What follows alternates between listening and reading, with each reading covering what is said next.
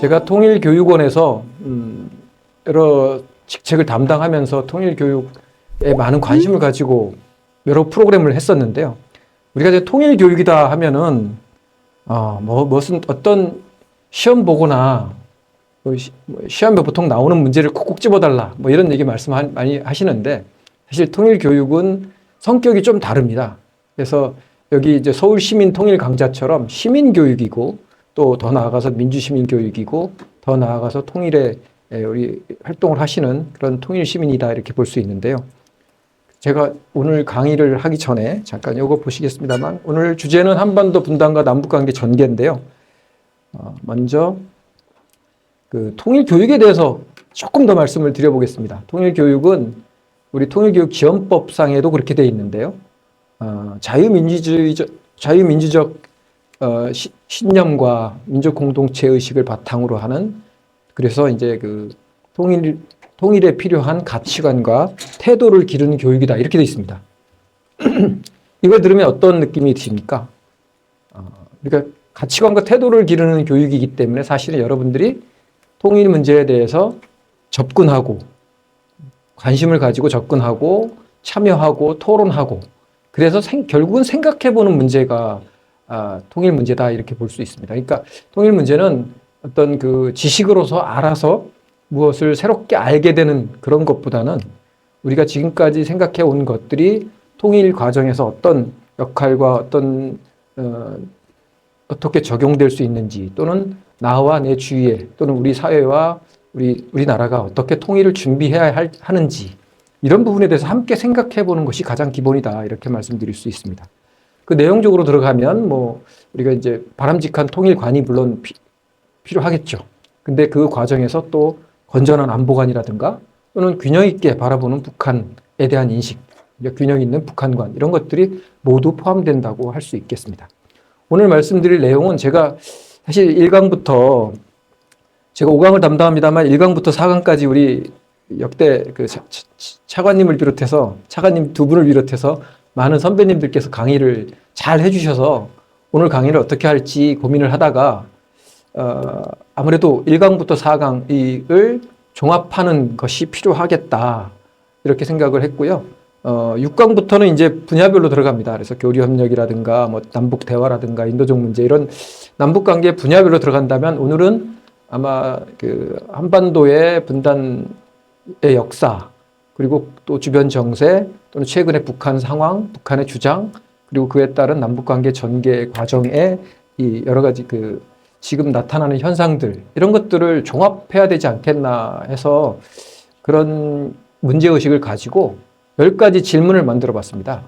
10가지 질문이 이제 지금 화면에서 일부 보이시겠습니다만, 한반도는 왜 분단됐는지, 전쟁을 했는지부터 시작해서 분단의 아픔, 또는 뭐 남북관계가 어떻게 전개됐는지, 그리고 현재의 남북관계는 어떤 상황인지, 이런 것들을 쭉 정리했고요. 제가 조금 더 특별하게 이제 고민을 하고 있는 부분은, 북한에 있는 사람들의 생각은 어떤지도 사실 관심을 가져보자라는 거예요. 지금 우리 북한의 이제 당국은 적대적 두 나라 관계를 주장하지만, 북한 주민들은 어떤 생각을 하고 있는지, 이것도 굉장히 큰 우리 고려사항이 되어야 한다 이런 생각을 가지고 그런 질문도 해봤고요. 또 사실은 평화통일로 가는 길에 우리들이 평화에 대해서 고민을 많이 해야 됩니다. 특히 현재 한반도 상황이 과연 평화로운지에 대한 여러분들의 생각도 듣고 싶고요. 또 이런 지금 어려운 남북 간의 갈등과 경쟁, 또 여러 가지 문제점을 넘어서 화해와 평화로 갈 수 있는지, 어떻게 하면 그런 길로 접어들 수 있는지, 그리고 그 과정을 거쳐서 평화통일로 나아갈 수 있는지를 고민해보자라는 겁니다.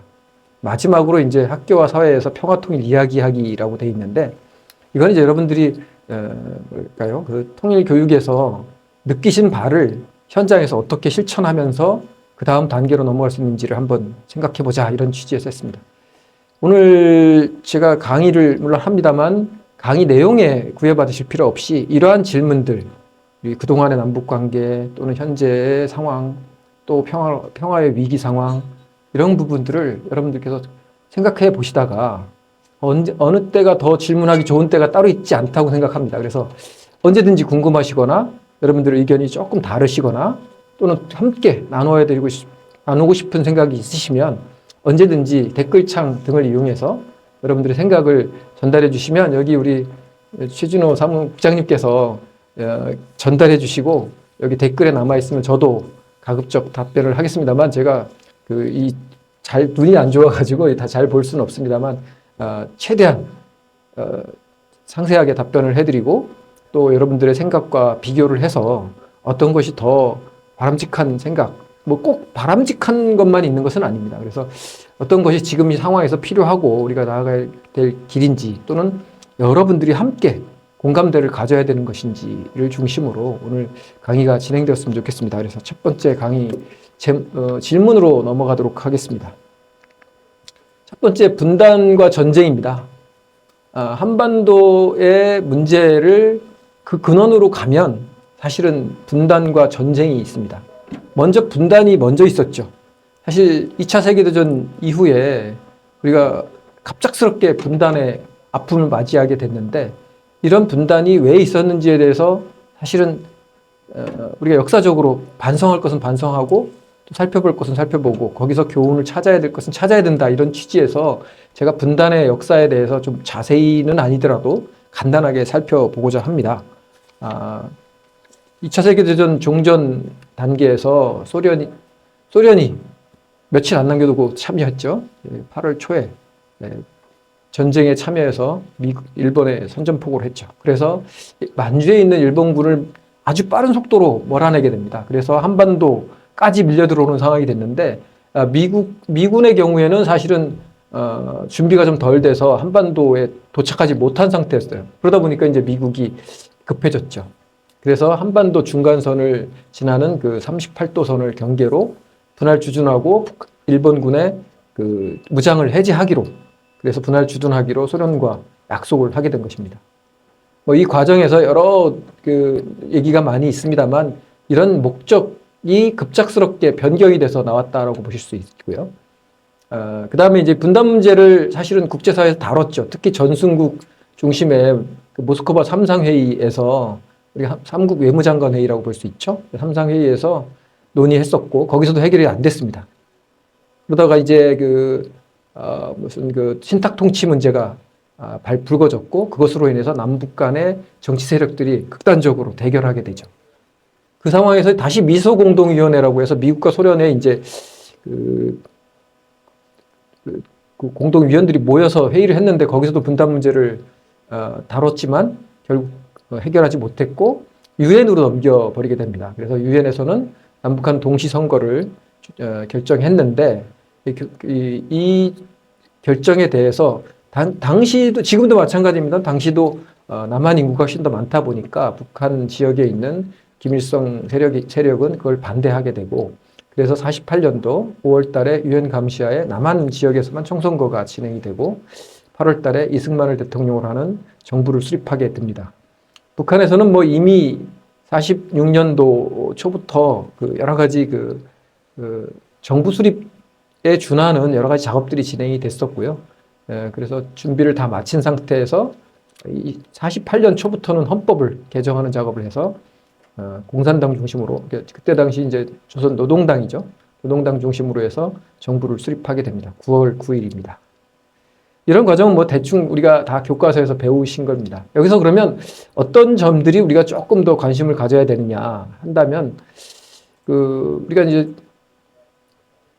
안 넘어갔네요. 한반도 분단은 전쟁을 끝내는 과정에서 이제 미국과 소련, 즉 강대국들이 자기들의 이익에 따라서 결정했다. 이것이 주 원인이다. 이렇게 말을 하고 있습니다. 그러니까 일종의 강대국들의 책임론이죠. 그러면 이제 강대국 책임만 있느냐? 그렇지 않다는 논입니다. 그래서 우리 민족 스스로도 이 전쟁의 그 과정 또는 전쟁 이후에 강대국들 간의 경쟁이 치열화되는 그런 상황에서 냉전이 시작되고 이런 상황에 대해서 국제 정세에 대해서 제대로 알지 못했다.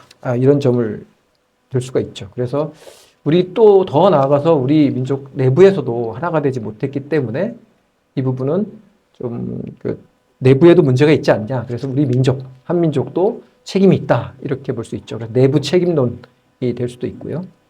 한반도에서 앞으로 이제 평화를 만들고 통일을 해가는 과정에서 다시는 또 이런 실수가 반복되면 안 되겠다는 그런 교훈을 우리가 얻어야 된다는 차원에서 분단 문제를 다시 한번 짚어봤습니다.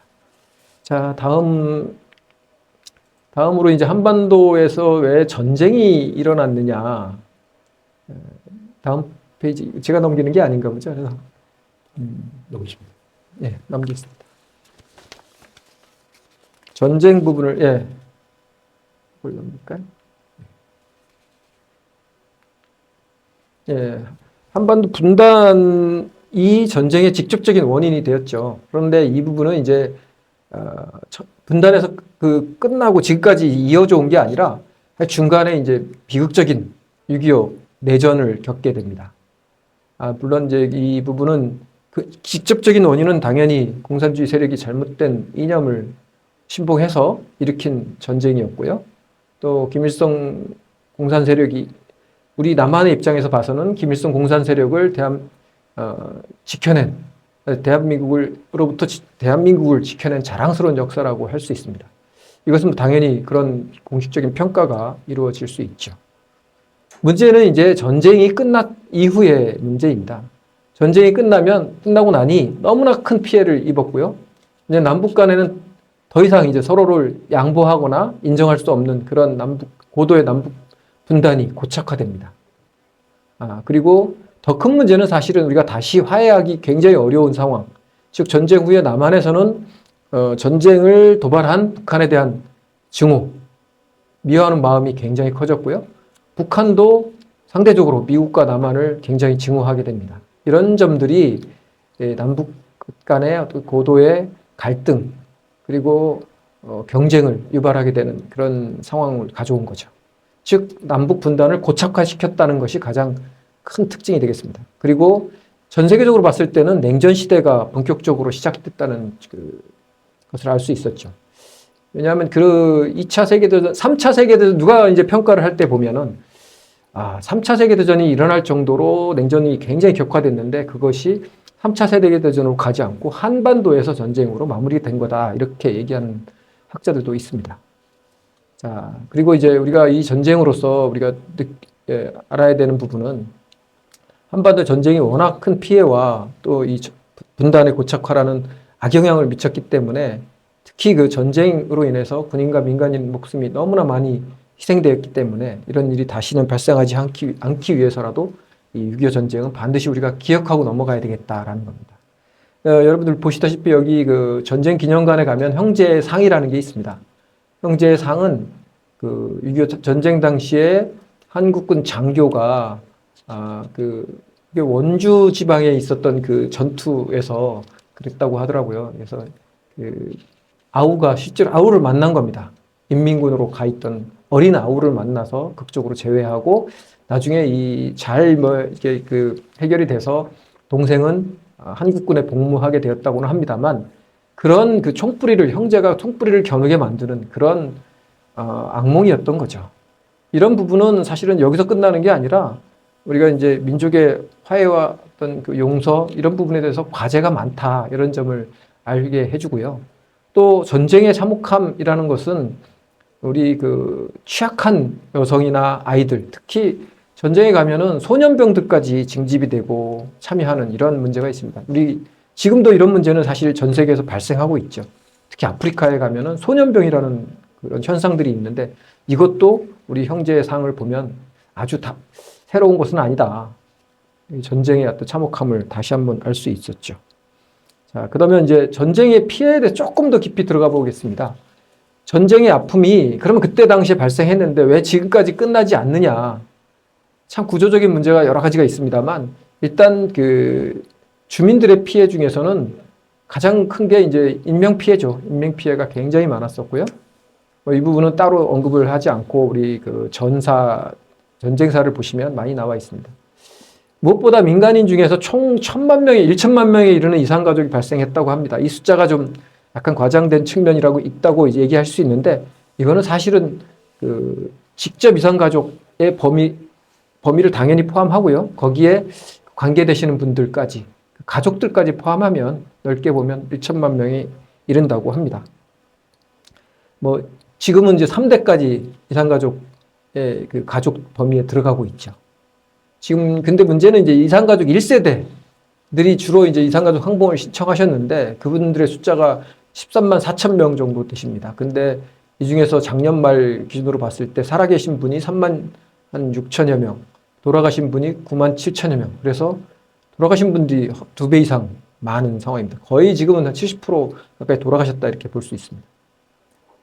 그리고 이 밖에도 사실은 그 전쟁 중에 국군 포로들이 많이 잡혔는데 우리가 포로 교환해서 다 돌아오지 못하셨죠. 그래서 많은 분들이 북한에 남아 계시고 이분들도 역시 연세들이 많으셔서 지금은 거의 많이 돌아가셨다 이렇게 볼 수 있습니다. 또 민간인이라고 할 수 있는데요. 그 전쟁 중에 민간인들이 납북되었습니다. 그래서 이걸 다른 말로 이제 실향 3인 이렇게도 얘기하는데 그 조사에 따르면 10만 명 가까이 된다고 합니다. 지금도 전쟁 중에 납북되신 분들이 못 따라오고 계시고요. 또 전쟁 이후에 납북자분들이 굉장히 많은데 다 상당수는 돌아왔습니다만 아직도 580명 정도는 돌아오지 않아서 그분들도 북한에 남아 계십니다. 자, 이 부분을 봤고요. 자, 그러면 이제 한반도는 그럼 현재 어떤 아픔이 계속되고 있는지 뭐 여러분들도 다 느끼고 계신 겁니다. 그래서 혹시 뭐 제가 말씀드린 거 말고도 더 어떤 전쟁의 아픔이 어디서 지속되고 있는지 더 찾아내시면 그것도 굉장히 중요한 공부가 될 수 있다고 생각을 하는데요.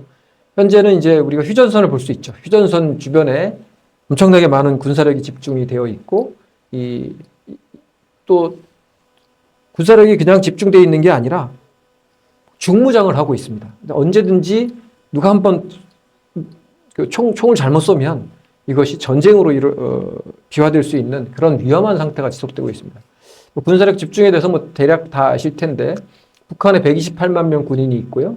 남한에 50만 명 정도 군인이 있습니다. 합치면 158만 명, 178만 명이 되겠죠.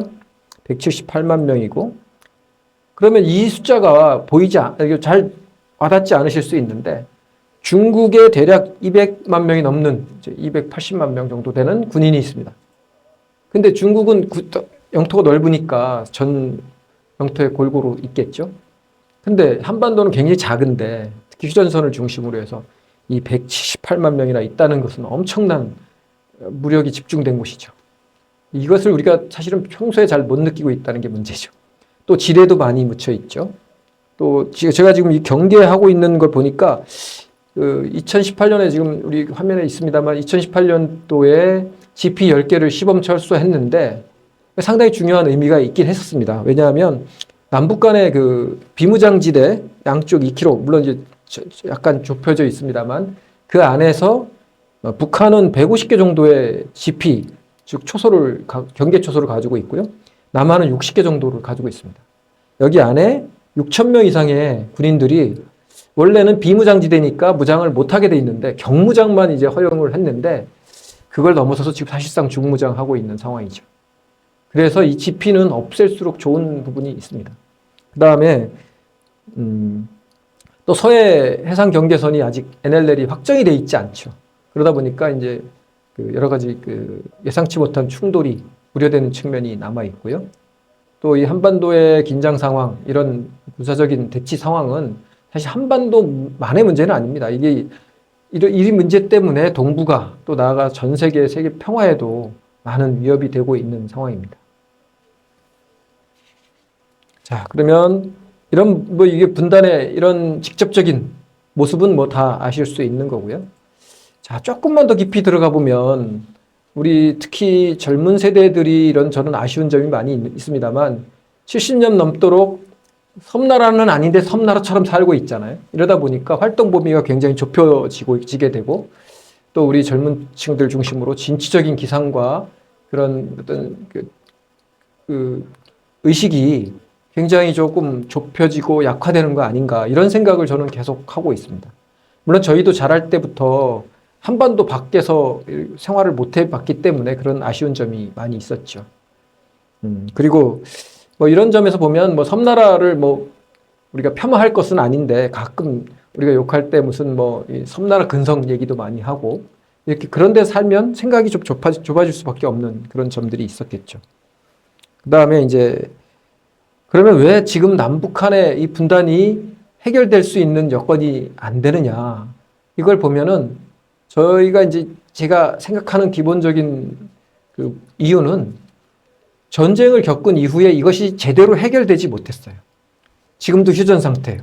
그러다 보니까 우리 내부에서도 상호 마찬가지입니다만 북한을 미워하는 마음이 완전히 치유되지 못한 상태로 계속 오고 있죠. 특히 정치적인 지향점이나 생각이 다 다릅니다.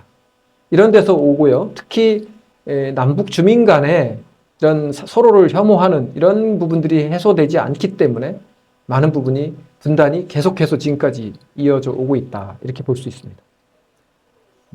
그리고 우리 사회 안에서 남남 갈등 얘기를 조금 안 할 수가 없는데 이런 그 북한에 대해서 혐오하고 또 북한을 일방적으로 미워하고 또 그 북한 탓을 하는 이런 것 때문에 우리 사회에서도 굉장히 타협이 되지 못하고 있습니다. 뭐 정치적인 상황도 여러분들 다 아시겠습니다만 특히 북한을 어떻게 보고 북한의 어떤 정책을 해야 되는지에 대해서 우리 남한 내에서 특히 정치권에서도 굉장히 많은 갈등들이 있습니다. 이걸 가지고 이제 북한을 중심으로 하는 갈등, 그래서 우리 내부의 갈등, 그래서 남남 갈등이라고 얘기합니다. 이 남남 갈등 현상은 특히 이제 대북 지원이라든지 이걸 퍼주기라고 하는지 여부 또는 정치 그 일정에 따라서 뭐 선거라든지 이런 거 있을 때마다 북한에 대한 문제, 북풍 이런 것들이 계속 이슈가 되는 것으로 우리가 알 수 있죠. 그러면 그동안에 뭐 아무것도 안 한 것은 아니죠. 남북 간에 많은 일들이 있었고 또 특히 교류협력이라든지 대화도 계속 진행이 됐었는데 그런 그 대화와 협력이 성과를 일부 거두었습니다만 지금과 같은 상황에서 볼 때는 성과가 많지 않다고 볼 수도 있습니다. 왜냐하면 그 협력이 쌓여서 지금은 더 한 단계 발전이 돼야 되는데 그렇지 못하기 때문이죠. 즉 지금 우리가 북한이 좋은 방향으로 변화하기를 바라면서 남북관계를 적극적으로 투자를 해왔지만 우리가 생각하는 만큼 북한이 빨리 변하지 않았다 하는 결론에 도달을 했다는 거죠. 문제는 그렇다고 해서 다른 방법이 있느냐? 그렇지 않다는 겁니다. 그래서 이러한 노력은 좀 계속해서 멈추지 말고 계속해야 된다. 이런 잠정적인 결론에서 계속 말씀을 드려보겠습니다. 자, 요건 약간 이제 조금 다른 문제인데요. 자, 왜 진정한 광복은 통일일까요? 이런 얘기인데 제가 광복 얘기를 좀 해볼 필요가 있습니다. 올해가 광복 80주년이거든요. 그리고 20년이 지나면 이제 2045년이 되겠죠. 2045년이면 이제 광복 100년입니다. 문제는 광복 100년이 우리가 축하할 일만이냐? 축하할 일만은 아니라는 거죠. 왜냐하면 그때 가면 분단 100년이 됩니다. 그러면 이제 분단 100년이 지나면 너무나 많은 세대가 흐르고 분단으로 인해서 그렇게 되면 분단이 고착화되고 더 이상 어떤 통일의 어떤 그 근거라든가 통일의 어떤 그 열의가 다 떨어질 수도 있겠다. 이런 아쉬운 점이 또 있습니다. 그래서 우리가 광복과 어떤 통일 문제를 다시 한번 연결해서 보자라는 측면에서 제가 이제 왜 진정한 광복이냐 이런 부분을 문제 제기하고 있습니다. 왜냐하면 우리가 나라를 일제강점기 상황에서 그런 상황에서 참 많은 분들이 독립운동에 참여를 하셨죠. 특히 젊은 학생들과 지식인들이 많이 참여를 하셨습니다. 이런 걸 봤을 때 우리가 이제 그때는 진정이 광복을 그렇게 많이 바랐다는 거죠. 그래가지고 많은 독립운동가들이 피나는 투쟁과 노력을 통해서 우리가 독립을 이뤘습니다. 근데 이게 사실은 그 과정을 보면 굉장히 많은 부침이 있었어요. 3.1운동 때는 정말 온 민족이 나서서 했지만 그것이 국내에서 좌절되고 이제 해외로 가면서 또 다른 문제가 생겼고 또 오랫동안 그 강점기 상황에 살면서 우리 민족들이 굉장히 많은 그 뭐라 그러죠? 좌절을 겪으면서 독립에 무관심해진 분들이 많았어요. 예를 들어서 이제 1940년대 그 태평양 전쟁이 시작되면 사실 친일 세력들도 굉장히 열심히 활동을 합니다. 그래서 이제 전쟁 준비에 참여하게 되고 이런 부분들이 없진 않았죠. 우리가 다 알고 있는 부분입니다. 그래서 이런 무관심과 친일 활동들도 있었다. 그럼에도 불구하고 우리 독립운동가들은 굉장히 많은 주로 이제 해외에서 많은 노력을 하셔서 통일을 이룰 수 있었죠. 그럼에도 불구하고 우리가 이제 광복된 모습은 하나의 독립정부로 이어지지 못했다는 겁니다. 그래서 이제 그뭐 임시정부의 지도자였던 김구 선생님은 이런 부분을 굉장히 안타까우셨죠. 그 요지를 보면 2차 세계대전의 결말과 사실 연결이 됩니다. 2차 세계대전이라는 것에서 제국주의 세력과 이제 많은 그 전쟁 기간 중에 정말 많은 분들이 희생을 당하는데 우리가 그런 부분이 약간 부족하고 준비를 했으나 최종적으로 그 부분이 성사되지 못한 상태에서 사실 국제 강대국들 특히 전승국들의 역할에 따라서 우리가 광복을 어떻게 보면 받았기 때문에 이런 부분이 아쉬운 점이 있었다라는 겁니다. 이것은 뭐 보는 분에 따라서 다른 생각을 하실 수 있는데 적어도 저는 이렇게 생각합니다. 2차 세계대전 그 종전 과정에서 많은 피해자들이 있었고 그런 피해를 바탕으로 독립국가들이 많이 생겼죠.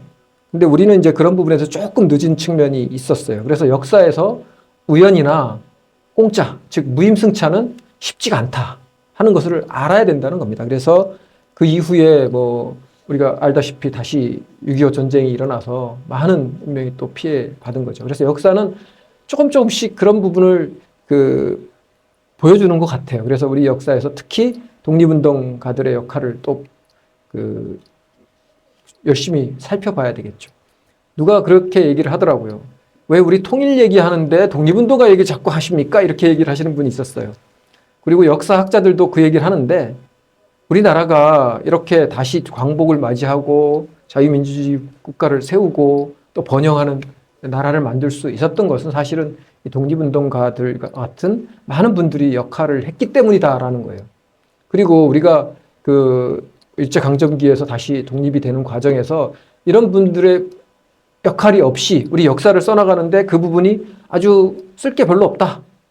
오로지 국제사회에서 또는 강대국들이 전승국들이 주어줬다. 이렇게만 얘기하면 우리는 어떻게 보면 자존감이 너무 떨어지고 나라의 어떤 근간이나 정체성이나 모든 것이 약화되고 그러면 통일로 나아갈 수 있는 우리 잠재력 또는 통일로 나갈 수 있는 그런 동력도 없지 않겠느냐 이런 문제의식을 많이들 말씀을 하셨습니다. 그래서 저희가 통일교육원에 있을 때 제가 이제 독립운동과 통일운동의 어떻게 보면 유사성, 관련성 이런 부분도 얘기를 했었습니다. 지금 이제 왜 진정한 광복은 통일이냐에 대한 물음도 막 그런 문제의식에서 이루어졌고 또 그거에 대한 해답도 우리가 과거의 역사를 다시 한번 살펴보면서 앞으로 역사를 좀 진전시켜 나가야 되지 않겠나 하는 생각을 할 수 있습니다.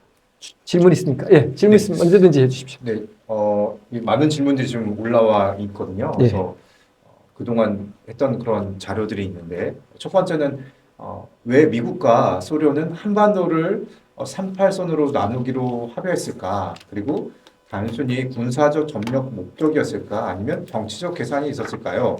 이런 질문이 들어왔습니다. 그리고 두 번째 질문은 이제 우리 역사상 최대 규모인 민족운동인 3.1운동이 우리 민족의 단합된 독립의지를 세계 만방에 천명했는데 또 3.1운동을 계기로 무장 독립 전쟁의 필요성이 제고되어서 다수 무장 독립군 단체가 설립되었고 또 침체되었던 대한민국 임시정부도 새로운 그러한 활로를 모색했었는데요. 따라서 카이로 이 선언에서의 한국의 독립 약속이 나오는데 대한민국 임시정부의 독립가들이 상당한 역할로 했다는 걸 볼 수 있습니다. 그러나 이 독립을 했는데 미군과 소련군의 진주로 인한 그러한 남북으로의 분단은 이 강대국 사이에서의 역학관계가 따라서 당시 우리도 막기 힘들지 않았나 이러한 질문이 들어왔습니다. 네.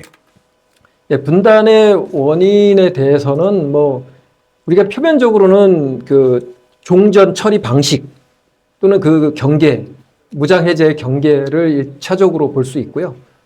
문제는 이제 소련의 입장입니다. 제가 해방 전후사에 대해서 북한 쪽 중심으로 요즘에 연구를 좀 해봤는데 소련의 입장이 굉장히 여러 가지 지정학적으로 많은 관심이 있었어요. 동북아 쪽에. 원래는 일본을 분할을 하는데 굉장히 관심이 많았었거든요. 그리고 그 카이로 선언에서는 일본을 분할하기로 했었죠. 포츠다 했었죠. 그런데 중간에 이제 그 미국이 생각이 바뀐 거예요. 그래서 일본을 분할하지 않는다. 그리고 저기 위에 그 홋카이도 위쪽에 그쪽 그 섬들만 준다. 하기 때문에 소련, 그때 당시 소련이죠. 소련은 굉장히 그 부분에 대해서 전략적 이해관계가 복잡해진 거예요. 그래서 그렇다면 한반도라도 들어와야겠다. 그리고 아시다시피 소련은 과거부터 부동항에 대한 생각, 또 동북아의 진출에 대한 많은 의지가 있었기 때문에 그런 부분을 적극적으로 미국과 합의한 결과가 되었다고, 여러 가지가 복합적인데 그런 지정학적인 그 전략적인 소련의 입장, 그리고 미국의 어떤 그 입장 변화, 이런 것들이 복합적으로 작용했다고 볼 수 있고요. 독립운동 부분은 사실은 뭐 제가 전문가는 아닙니다만 역사에 관심은 많지만 이 독립운동은 너무 복잡해서 여러 가지 평가가 가능한데요. 적어도 3.1운동에 대해서는 3.1운동이 상당히 많은 진전된 효과를 가져왔다고 봅니다. 이게 우리가 이제 그때 이제 1919년 4월 달에 상해 임시정부가 수립되고 거기서 최초로 민주공화제를 설립하게 되잖아요. 이거 굉장히 전 세계적으로 앞서간 활동, 그 정치적인 그런 진전이었고, 또 그 과정에서 이제 여러 가지 그 독립운동 방식에 대한 그 논의가 진전이 돼서, 논쟁이 돼서 활성화되게 됩니다. 그런데 이제 그 우리가 말하는 북쪽의 유격대, 빨치산 투쟁과 그 밑에 이제 광복군의 활동, 크게 보면 이렇게 큰 분류가 되고요.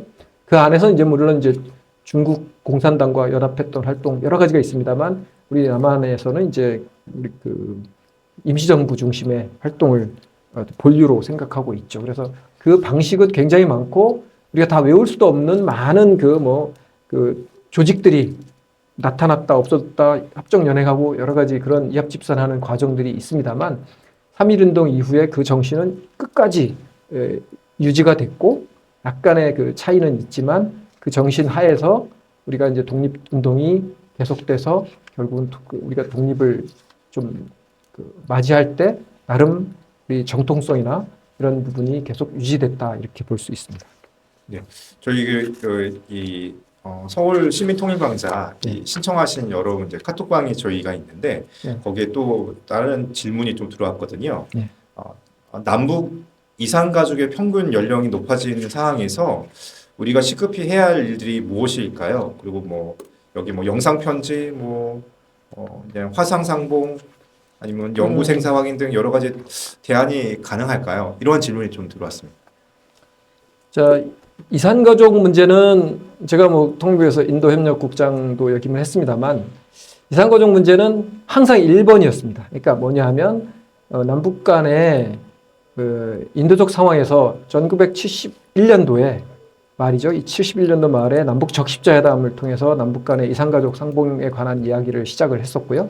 80년대 중반에도 고향 방문을 했었고, 또 계속해서 그러니까 남북 간의 어떤 대화와 협력을 시작하기 전에 인도적 차원에서 가장 먼저 해야 될 첫 번째 교류 사업으로 이산가족 교류를 우리가 이제 계속 주장을 했었고, 그것은 전 세계적으로 공감대를 얻었고 남북 간에도 됐는데, 문제는 북한의 어떤 입장이나 이런 것들이 이산가족 교류를 지속하는 데 있어서 여러 가지 제약이 생긴 것 같아요. 그래서 첫 번째가 사람을 구하기 쉽지 않다고 하고요.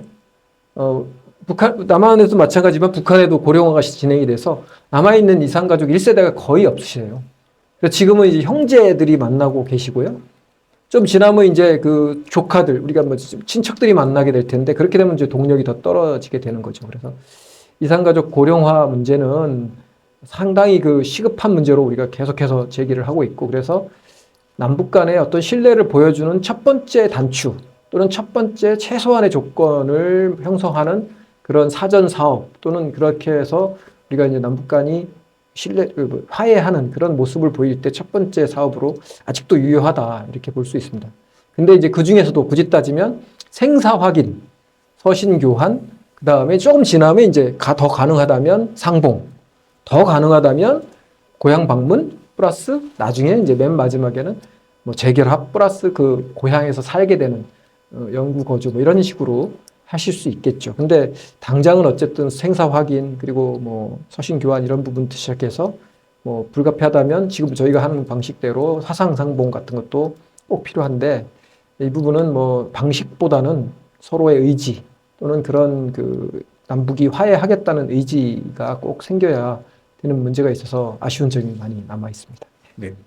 마지막 한 가지 더 질문이 들어온 게 있는데요. 네. 민간인 납북자 미송환 문제에 대해서 이건 어떤 인권 문제로 연결할 수 있을지 그리고 이 문제에 대해서 국내에서는 어떻게 접근하고 있는지 알고 싶다 이렇게 질문이 들어왔습니다.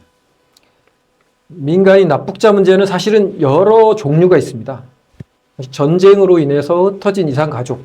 이제 넓게 보면 전쟁으로 인한 흩어진 가족 이렇게 얘기를 북한에서는 합니다만 그 내부에 들어가면 우리가 말하는 이산 가족이 있고 또 전쟁 당시에 그 붙잡힌 국군포로 그다음에 끌려간 실향 3인 민간인입니다. 실향 3인이라는 게 민간인이죠. 그런 부분들. 그다음에 전쟁 이후에 6.25 전쟁 이후에 발생한 그 납치 문제. 납치 때문에 이제 납북자라고 합니다. 그래서 줄여서 납치된 주민. 그래서 납북자인데 납북자는 이제 대다수는 이제 돌아왔어요. 근데 어민 또는 무슨 뭐 그 비행기 승무원 이런 분들 중에 일부가 계속 못 돌아오고 있는 분들이 580명 정도다 이렇게 볼 수 있고요. 이 부분을 그래서 저희가 그 이산가족 상봉할 때 북한과 협의를 해서 어느 정도 통틀어서 국군포로도 포함시키고 실향 3인도 뭐 거기 뭐 따지지 않고 그다음에 납북자 가족도 일부 해서 그 상봉 사업에 포함을 시켰어요. 근데 지금은 이제 그렇게도 못하고 있는 상황이고 그래서 이 부분은 무슨 종류를 따지기보다는 인도적 차원에서 우리가 우선적으로 이분들을 만나게 해주는 즉 생사 확인을 직접 시켜드리는 그런 방식으로 계속해서 하려고 하는데 지금은 이제 그 단계가 대화가 중단이 돼서 어려운 상황이라는 점이 아쉽습니다. 네. 감사합니다. 네. 그러면 이제 조금 이제 진정한 광복은 당연히 이제 이런 취지에서 보면 한 번도 전체가 잘 살고 우리가 이제 그 북한 주민한테도 이제 자유가 보장이 되고 행복한 사회가 되는 즉 완전한 한반도 전체의 광복이 돼야 되는데 그것이 분단과 전쟁으로 인해서 중단이 돼 버렸잖아요. 그래서 이 부분은 제2의 어떤 독립운동인 통일운동을 통해서 완성해야 된다라는 점을 강조하고 싶다는 말씀입니다. 자, 남북관계 전개는 여기서부터는 약간 좀 지식에 관련되는 부분이 있어서 제 생각에는 우리가 이제 아까 말씀드렸죠. 통일교육이라는 게 또 지식 전달이나 시험 보는 과목이 아니기 때문에 이런 부분은 가볍게 또 특징을 살펴보시면 좋겠어요. 사실 남북관계는 두 가지 이중적인 모습으로 계속 그 중첩돼서 나타나게 됩니다. 이제 하나는 갈등과 긴장의 관계고요. 또 하나는 이제 대화와 협력의 관계입니다. 그래서 이거 이중적인 모습이 계속 이어지고 70년, 우리가 말하는 이제 전쟁 이후에 계속 70년간 지속이 되고 있는데, 우리가 6.25 전쟁 이후에도 북한은 아까 이제 그 군사적 도발, 그리고 이런 부분을, 멈추질 않았어요. 그래서 60년대 무장공비, 70년대 판문점 도끼만행 사건이라든지 80년대에도 계속해서 테러 사건이 발생했죠. 90년대 이후에도 서해 교전이라든지 또 핵미사일 개발 이런 부분들이 계속되고 있습니다. 이것이 또 하나의 갈등과 긴장의 그런 남북 관계를 말하고 있고요. 또 아까 말씀드린 1970년대부터 시작해서 남북 간에 대화를 해요. 대화를 하고 만나서 협상도 하고 합의문도 채택하고 또 다방면의 교류를 진행하기도 했습니다. 이런 부분은 이제 또 대화 협력의 관계다 이렇게 볼 수 있습니다. 그러니까 이거를 이제 어떻게 그 성격 구분을 하느냐에 따라서 단계로 구분하는 게 의미가 있겠냐 하지만 제가 이제 공식적인 남북 대화 또 남북 관계를 우리가 통일부에서 설명했던 방식으로 하면 남북 대화의 성격이 어떻게 바뀌느냐가 사실 제일 중요해서 그걸 중심으로 해서 4단계로 나눠볼 수가 있습니다. 첫 번째가 이제 6.25 전쟁부터 시작해서 80년대 중반까지입니다. 87년도까지. 이때는 사실은 전쟁에 대한 아까 말씀드린 증오 이런 것 때문에 서로 대화 상대방으로 인정을 하지를 않았었습니다. 그러다 보니까 이제 아예 북한을 인정하지 않거나 또는 이제 박정희 대통령의 유명한 그 선건설 후 통일, 먼저 나라를 경제를 발전시키고 나중에 여력이 생기면 통일하자 이런 얘기였었죠. 그러다 보니까 이제 70년대까지는 아예 하지를 못했던 거고요.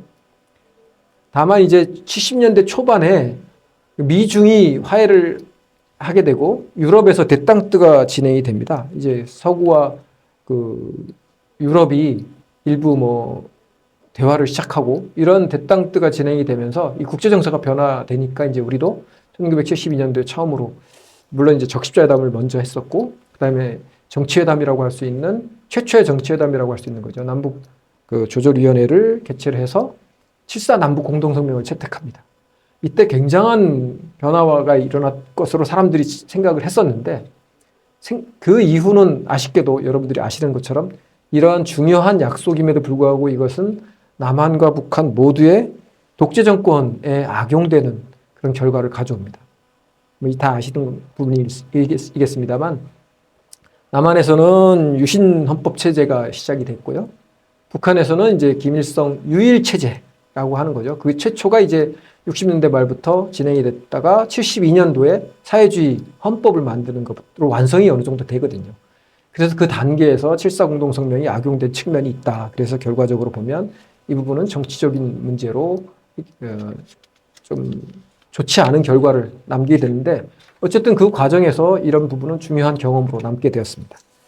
자, 그 다음 단계 보시면 이제 88년부터 99년까지로 잡아봤습니다. 이게 88년에 노태우 대통령 당시에 그때 7.7 선언이 시작되죠. 이게 북방 정책이 시작되고 즉 그 북한과 사회주의권과 대화를 하겠다 이렇게 선언을 한 것입니다. 그래서부터 이제 남북 관계도 변화에 물꼬를 트게 되고 다들 아시는 것처럼 1989년도에 한민족 공동체 통일 방안이라는 새로운 통일 방안이 만들어져서 통일 정책을 전향적으로 실시하겠다라는 메시지를 던지게 되는 거죠. 이것은 이제 아시다시피 1988년도에 그 서울 올림픽의 성공적 개최 이후의 자신감의 표현이라고 할 수도 있고 또 국제 정세가 이때는 이제 사회주의 붕괴로 가고 있지 않습니까? 그래서 그런 부분에 맞추어서 새로운 전략을 제시했다고 볼 수도 있습니다. 그래서 이제 이 사회주의 붕괴와 국제 정세 급변 이후에 이제 북한의 대화 제의를 했더니 북한도 생존 문제 어떤 생존 전략의 일환으로 남북 대화를 활용하고 나오게 됩니다. 그래서 90년 전후에 이제 굉장히 남북 관계가 또 활발하게 진행이 됩니다. 그래서 이제 그 총리급 회담이 고위급 회담이라고 그러죠. 총리급이 참여하는 고위급 회담이 진행이 되고 91년도에는 남북 기본 합의서가 채택이 됩니다. 이 사진에 보이시는 게 이제 남북 기본 합의서 채택 과정인데 이 부분은 이제 우리가 남북 기본 합의서 했는데 그 플레임이 자도 생각이 잘 안 나더라고요. 참 이 일을 많이 했는데 그래서 플레임을 찾아보면 남북 사이에 화해와 불가침 및 교류 협력에 관한 합의서입니다. 즉 제일 시급한 게 사실은 화해였습니다. 그 다음에 이제 서로 침략하지 말자 그래서 불가침. 그 다음에가 이제 교류 협력인데 인도적 문제도 다 포함하고 있고요. 그래서 협력을 하자라는 거죠. 그 다음에 이제 뭐 다 아시는 것처럼 그 한반도 비핵화 공동선언도 함께 채택이 됐습니다. 이 시기가 그런 시기고요. 그 다음에 이제 그러면 이제 2000년대로 넘어갑니다. 이때는 어떤 본격적인 남북 대화가 진행되는 시기라고 볼 수 있죠. 사실은 우리가 생각하고 있고 기억하고 있는 대부분의 남북 관계는 이 시기부터 시작이 됩니다. 2000년도에 김대중 대통령께서 방북을 해서 역사적인 6.15 공동선언에 합의했죠. 그래서 이제 남북 교류 시대가 개막이 됐습니다. 그리고 2007년도에 이제 조금 늦었습니다만 2007년도 14 공동선언이 진행이 됐죠. 그러면서 이제 2차 정상회담에서까지 진행이 됐었고, 요 시기가 이제 교류협력의 시대라고 볼 수 있습니다. 그리고 그게 이제 거기서 끝나는 건 아니고 계속해서 이어집니다. 어느 정도 인도적 지원이라든지 일부 경협 사업이라든지 뭐 개성공단 사업 같은 사업들이 진행이 됐었습니다. 그래서 2017년까지 계속 되긴 했다라는 점에서 제가 2017년까지 했는데 2017년은 좀 다른 의미가 있습니다. 2016년부터 북한이 그 김정은 체제가 접어들어서 뭐 핵개발, 즉 핵무력 증강을 고도화시키기 시작합니다. 그래서 엄청난 그런 활동들을 많이 하면서 핵실험과 뭐 미사일 개발을 본격적으로 하면서 교류협력이 거의 중단이 됐죠. 완전히 대화는 단절이 됐었고 2017년에 이제 트럼프 정부가 들어서서 이제 북한과 맨 처음에는 말폭탄을 주고 받게 됩니다. 그래서 그게 이제 뭐 불바다니, 로켓맨이 여러분들 기억하시는 그런 이상하고 나쁜 표현들이 그때 많이 나와 있었습니다. 그래서 화염과 분노라는 얘기도 했었고요. 뭐 또 내 책상 위에 핵 단추 얘기도 그때 많이 했었죠. 그래서 2017년은 한반도의 전쟁의 위기가 가장 높았고 군사적인 위기가 고도화됐던 그런 극도로 높았던 시기가 되겠습니다. 그러다가 이제 2018년 들어서 18년 초부터 이제 뭐 다들 기억을 하시겠습니다만 그 평창 동계올림픽 참가 문제를 비롯해서 여러 가지 그 화해 제스처가 서로 왔다 갔다 하면서 남북 간에는 세 차례 정상회담이 진행이 되고 북미 간에는 사실은 포괄적 회담인데 핵심은 북핵 폐기에 관한 핵 협상이 되겠죠. 그래서 이제 6월 달에 싱가포르 회담에서 성과가 있었고요. 또 이어서 이제 그 다음 해 2019년 2월 달 하노이 회담에서는 실패를 하게 되죠. 여기서 이제 이 부분이 저는 사실은 중요한 변곡점이 됐다고 봅니다. 그래서 2018년 이후에 다시 핵 협상을 포함해서 남북 간 또는 뭐 미북 간의 협상이 진행되다가 2019년 하노이 회담을 통해서 완전히 또 단절로 가게 되는 상황입니다.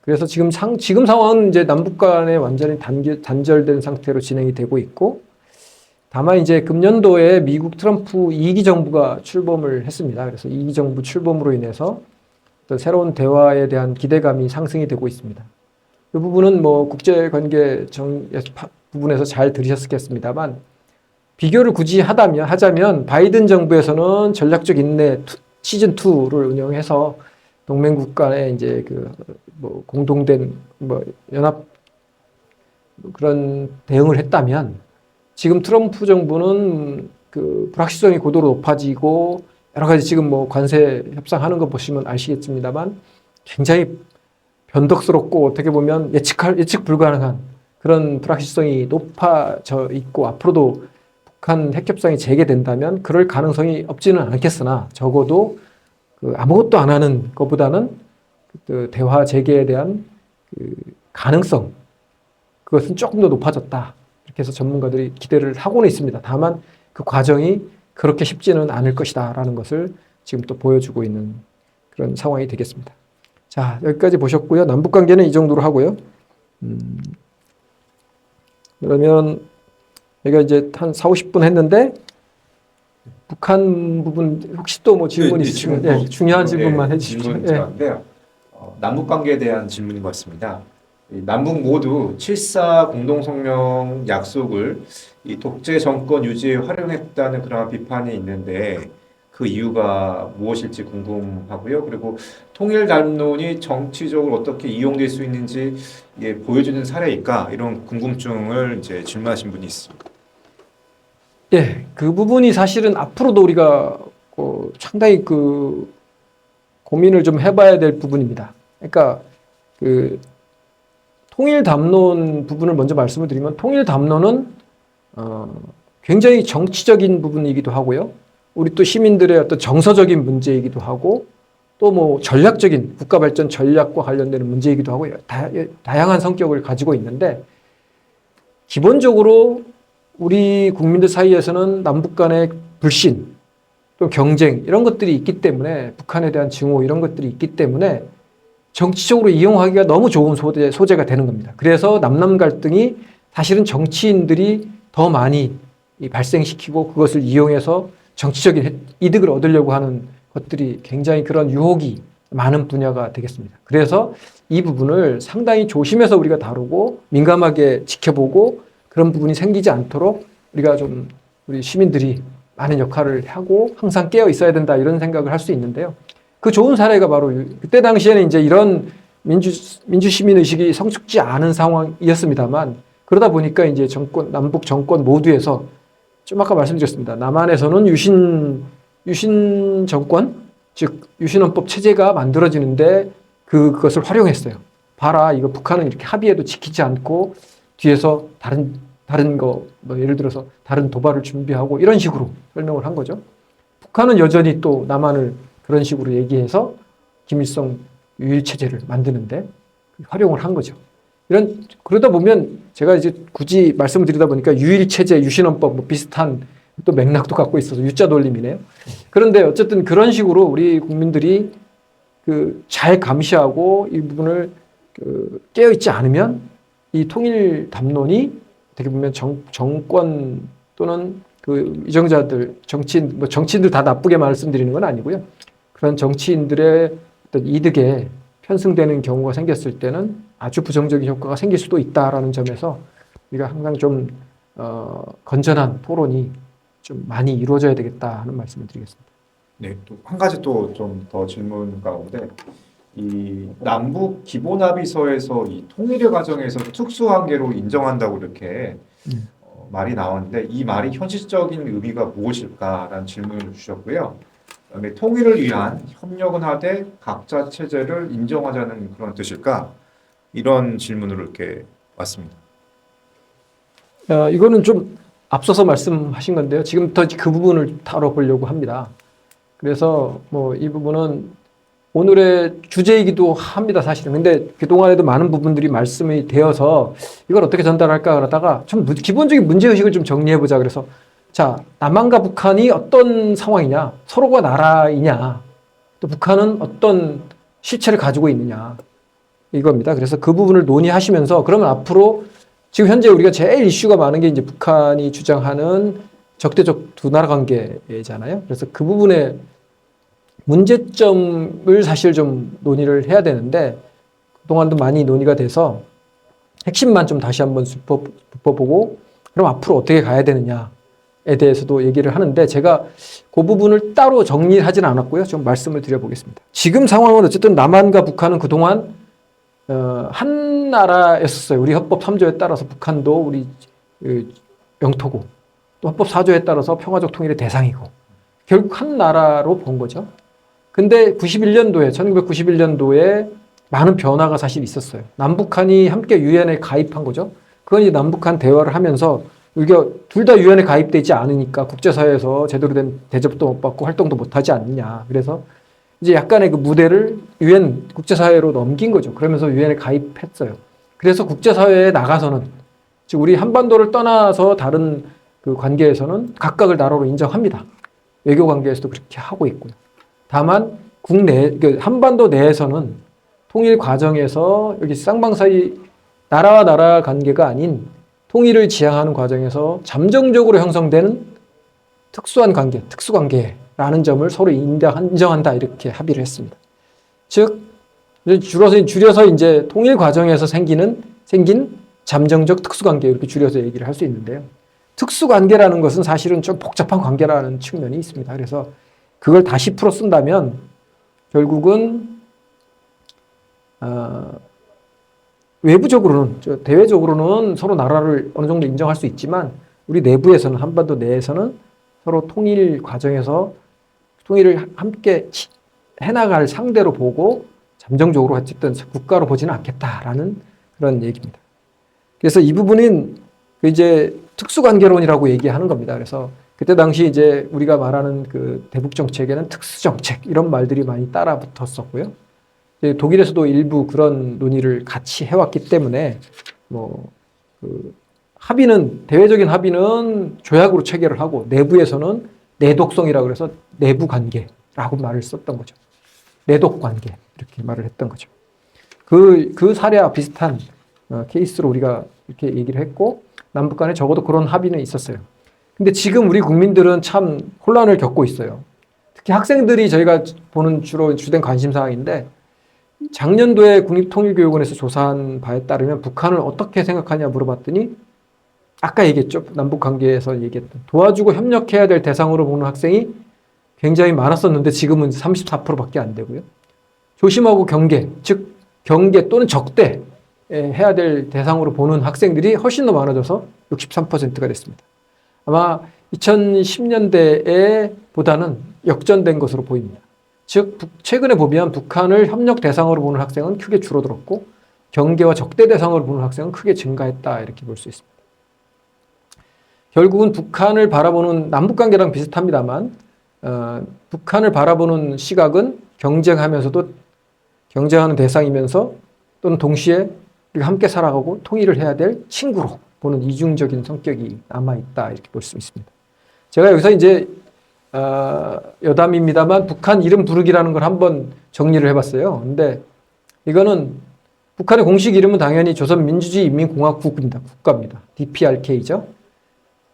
그런데 우리가 이제 국가로 부르는 게 싫어하잖아요. 그리고 또 기본합의서 체제도 안 맞고. 그래서 남한, 북한 이렇게 부르자고 우리 내부에서는 얘기를 해요. 근데 북한은 북한이라고 부르면 싫어해요. 왜냐하면 왜 우리가 한국이냐는 거죠. 한국의 남쪽, 한국의 북쪽이잖아요. 풀었으면 대한민국의 남쪽, 대한민국의 북쪽이라는 뜻이 되는 거죠. 그래서 싫어해요. 그래서 회담에 나가면 공식적으로 남측, 북측, 우리 측, 귀측, 남쪽, 북쪽 이렇게 부릅니다. 그리고 북한은 어떻게 부르냐면 자기들은 북조선, 우린 남조선이라고 부르죠. 그래서 남조선 괴뢰, 도당, 남조선, 것들 뭐 여러 가지 남조선이란 말을 붙이죠. 근데 우리 입장에선 또 이게 그렇게 좋은 이름은 아닌 거예요. 왜냐하면 지금 조선시대도 아닌데, 그리고 조선시대라는 것은 뭐 다 알다시피 좋은 의미도 많이 있습니다만 어쨌든 절대 군주시대고 우리 민주공화정에서는 이렇게 바람직한 정치체제로 보지는 않잖아요. 그래서 이상하게 보는 거죠. 그래서 앞으로 그러면 어떻게 할 거냐? 저는 이래서 이제 이게 제안을 보다가 용어는 서로 불러달라는 대로 불러주는 거 좋지 않나 이런 생각을 합니다. 우리 미국 사람들과 얘기할 때 그렇게 얘기하잖아요. 뭐라고 불러라. 뭐라고 불러드릴까요? 그러면 뭐라고 불러라 이렇게 얘기하면 그대로 불러주지. 아니야 나는 내가 부르고 싶은 대로 부를 거야 이렇게 하지는 않지 않습니까? 그런 점에서 남한, 북한 모두 필요한 자기를 불러달라고 하는 대로 불러주면 어떻겠냐. 북한은 우리한테 남한이라고 부르고 우리는 북한을 북조선이라고 부르면 되지 않겠냐 이런 대안을 제시해봤습니다. 뭐 이건 약간 좀 논외로 생각하시고 앞으로 이런 어떤 양보와 타협의 정신이 필요하지 않나 이런 생각입니다. 네, 그 보니까 그 질문에 대해서요. 네. 그러니까 여기도 이제 이 용어에 대해서 그러니까 서로 부르는 용어가 이렇게 다른데 네. 그런 거에서 좀 동의하는 의견이 너무 많습니다. 보니까 차라리 북한은 남한을 남조선이라 부르고 네. 남한은 북한을 북한이라 부르는 것에 대해서 서로 아무 의의를 제기하는 것이 더 현실적이지 않겠냐 이런 이런 의견도 주셨거든요. 근데 맞습니다. 근데 그건 아주 기본적인 거고요.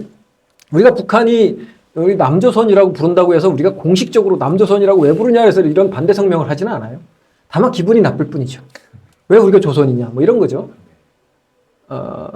그런데 그래서 저는 이제 우리가 말하는 그 상호 존중 뭐 이런 정신에 따라 호의 정신에 따라서 우리가 불러달라는 대로 불러줘라. 그리고 북한은 뭐로 불러줬으면 좋겠냐 그럼 북조선이라고 불러달라고 그러면 북조선이라고 불러주면 되지 않느냐라는 말씀을 드린 겁니다. 이거는 뭐 그렇게 논쟁할 건 아니고요. 저도 뭐 이걸 강조하는 건 아니고 이런 어떤 그 대화 타협의 정신을 가지고 시작하면 좋지 않겠나는 겁니다. 자, 좀 아까 이제 말씀을 드렸어요. 그러면 우리가 이제 특수관계라고 이제 법적으로 돼 있습니다. 근데 사실은 이 특수관계라는 법적 그 관계는 굉장히 어렵고 복잡하고 사실은 상호 이제 그 조화되지 않는 그 내부적인 그런 뭐라 그러죠? 그걸 이제 그런 모순이 좀 포함된 개념이기도 합니다. 그러니까 서로 나라와의 관계가 아닌 그러면서도 또 나중에 합의서에는 대한민국이라고 쓰고 조선민주주의 인민공화국이라고 쓰고 그래서 사실은 그 조화되지 않는 여러 가지 개념을 우리가 이제 의도적으로 통일을 지향하는 관계라고 해서 그것을 이제 서로 인정하고 있는 셈인 거죠. 그래서 제가 소리를 좀 없애보겠습니다. 저도 이걸 제가 소리가 나서 중단을 시켰고요. 그래서 앞으로 그러면 이제 우리가 어떤 조금 더 남북한의 주민들은 어떤 관계가 되어야 하는지를 좀 생각을 해봤습니다. 저는 뭐 남북 간의 민족 정체성에 대해서 많은 논쟁이 있긴 합니다만 어쨌든 같은 민족이다. 그리고 이제 과거와 같은 조상이 같고 혈연적 관계가 같고 즉 같은 핏줄 이런 점보다는 요즘에 어쨌든 민족이라는 부분은 소통하는 도구 즉 문화로 공통점을 가지고 있으면 어쨌든 민족적인 그 공통점이 있지 않느냐 이런 말을 할 수 있죠. 이거 굉장히 큰 이점이 되는 겁니다. 통역 없이 말을 하고 문화도 조금만 더 신경을 쓰면 금방 이해하고 또 그런 점에서 많은 부분을 더 공유할 수 있다. 이런 점에서는 중요한 공통점이라고 볼 수 있고요. 두 번째, 역사적인 그 운명 공동체는 저는 이 부분을 사실 강조를 합니다. 어떤 민족을 만드는 데 있어서 그 민족이 핏줄만 같다고가 아니라 정치적으로 또는 역사적으로 공동의 운명을 함께 해왔기 때문에 앞으로도 함께 운명을 해나가는 것은 아주 자연스럽고 필요한 것이다. 그래야 어떤 요즘 말하는 민족 국가가 만들어졌을 때도 그 국가의 어떤 적재성도 보유하고 앞으로도 함께 갈 수 있지 않나 이런 생각을 해봅니다. 이건 굉장히 중요한 부분이다라는 거죠. 그 5,000년 넘는 역사에서 사실 분단의 80년은 아주 작은 기간이라고 볼 수도 있다는 거죠. 자, 세 번째가 이게 이제 뭐 또 다른 부분이 된다면 이제 서로 다른 나라라면 굳이 서로 내부의 어떤 그 문제를 개입할 수도 없고 특히 그 저희가 고민하는 것은 지금 이제 특수관계를 버리고 다른 나라로 살고자 한다면 우리의 그 평화 통일 노력도 외국에서 이제 인정을 받기는 어렵죠. 왜? 서로 다른 나라니까. 그리고 우리 헌법에 따라서 이제 우리 북한 주민을 도와주고 있는데 이 도와주는 것도 쉽지 않아진다 하는 겁니다. 물론 이제 헌법을 개정한다면 하는 전제가 있긴 합니다만. 즉, 남북한 관계를 뭘로 보는 게 좋으냐? 외국에서는 당연히 다른 나라로 서로 이렇게 외교 관계를 할 수 있죠. 그러나 한반도 내에서는 한 민족의 정체성을 여전히 가지고 있고 또 평화롭게 함께 살면서 우리가 계속 협력해 나가고 또 나아가서는 통일로 가야 할 특별한 관계다라고 볼 수 있습니다. 누가 이런 질문을 했습니다. 남북한은 왜 서로를 그렇게 의식하느냐는 겁니다. 의식하고 경쟁하고 비교하고 그러느냐라고 질문을 했는데 거기에 이제 그 심리학자들이 이런 말을 했습니다. 자, 서로 비슷하지 않으면 아예 비교를 하지 않고 경쟁하지 않는다. 우리가 전자제품을 예로 들면 TV하고 냉장고하고 경쟁하지 않습니다. 근데 같은 컴퓨터 중에서도 데스크탑과 노트북 또는 뭐 우리가 말하는 패드 이건 굉장한 경쟁 관계에 있어요. 즉 남북한은 태생적으로 비슷하고 같은 계열이고 같은 유사점이 많기 때문에 서로 경쟁할 수밖에 없는 거다는 거죠. 그래서 이 부분은 우리가 이제 뭐 서로 다른 나라가 된다고 뭐 말로 해서 되는 것도 아니고 그렇다고 뭐 통일이 또 안 되는 것도 아니고 그래서 이런 부분은 조금 더 우리가 역사적으로 살펴볼 필요도 있고 앞으로도 이 부분은 불가피한 측면이 있어서 우리가 협력해야 되는 관계, 통일로 나아가야 되는 관계다 이렇게 볼 수 있습니다. 사실은 더 중요한 부분은 여기 나옵니다만 북한의 당국이 이제 적대적 두 나라 관계를 주장하잖아요. 이 연원을 왜 이랬느냐를 보면 우리가 이것을 다 인정해 줄 수 없는 문제가 생긴다는 겁니다. 특히 북한 당국에서 주장하고 있는 적대적 두 나라 관계는 지난주에도 우리 그 홍영호 차관님께서 말씀하셨습니다. 공세적인 거냐 수세적인 거냐. 수세적인 부분이 훨씬 더 많습니다. 그래서 이제 대내적으로 보면 뭐 민족과 통일에 대한 인식이 변한 거예요. 그래서 과거에는 이제 뭐 대결 의지를 막 보이다가도 국토 완전 무력 통일 이런 부분이 있었죠. 근데 이 부분이 지금은 약간 좀 바뀌고 있어요. 즉 이제 북한 주도의 연방제 통일이든 무력 통일이든 불가능하다는 것을 사실은 스스로 인정하는 그런 수세적인 입장 변화라고 볼 수 있고요. 그래서 이제 민족에 대한 개념도 바꾸려고 하는 거죠. 중간에 이제 김일성 민족이라고 한번 바꾼 적이 있고, 그리고 이제 김정일 시대에서 그 우리 민족 제일주의라고 했다가 이제 바뀌는 겁니다. 그래서 지금은 남한의 남북관계 차원에서 봤을 때 남한이 긍정적인 효과, 남한이 도와줄 거라는 생각이 점점 줄어들고 남쪽은 이제 경계해야 될 대상으로 보는 거 아니냐. 이 용어만 잘 보셔도 그렇습니다. 자, 이제 남북 북미 관계에서 중재자 역할을 잘 했었다라고 맨 처음 평가를 했었죠. 근데 이제 그 다음에는 외세 의존하는 남조선 당국 괴뢰 뭐 이런 말을 계속 씁니다. 그러다가 이제 대한민국 족속, 지금은 이제 적대적 두 나라 관계 이렇게 진전돼 왔어요. 굉장히 배신당했다는 느낌이 아주 보이고요.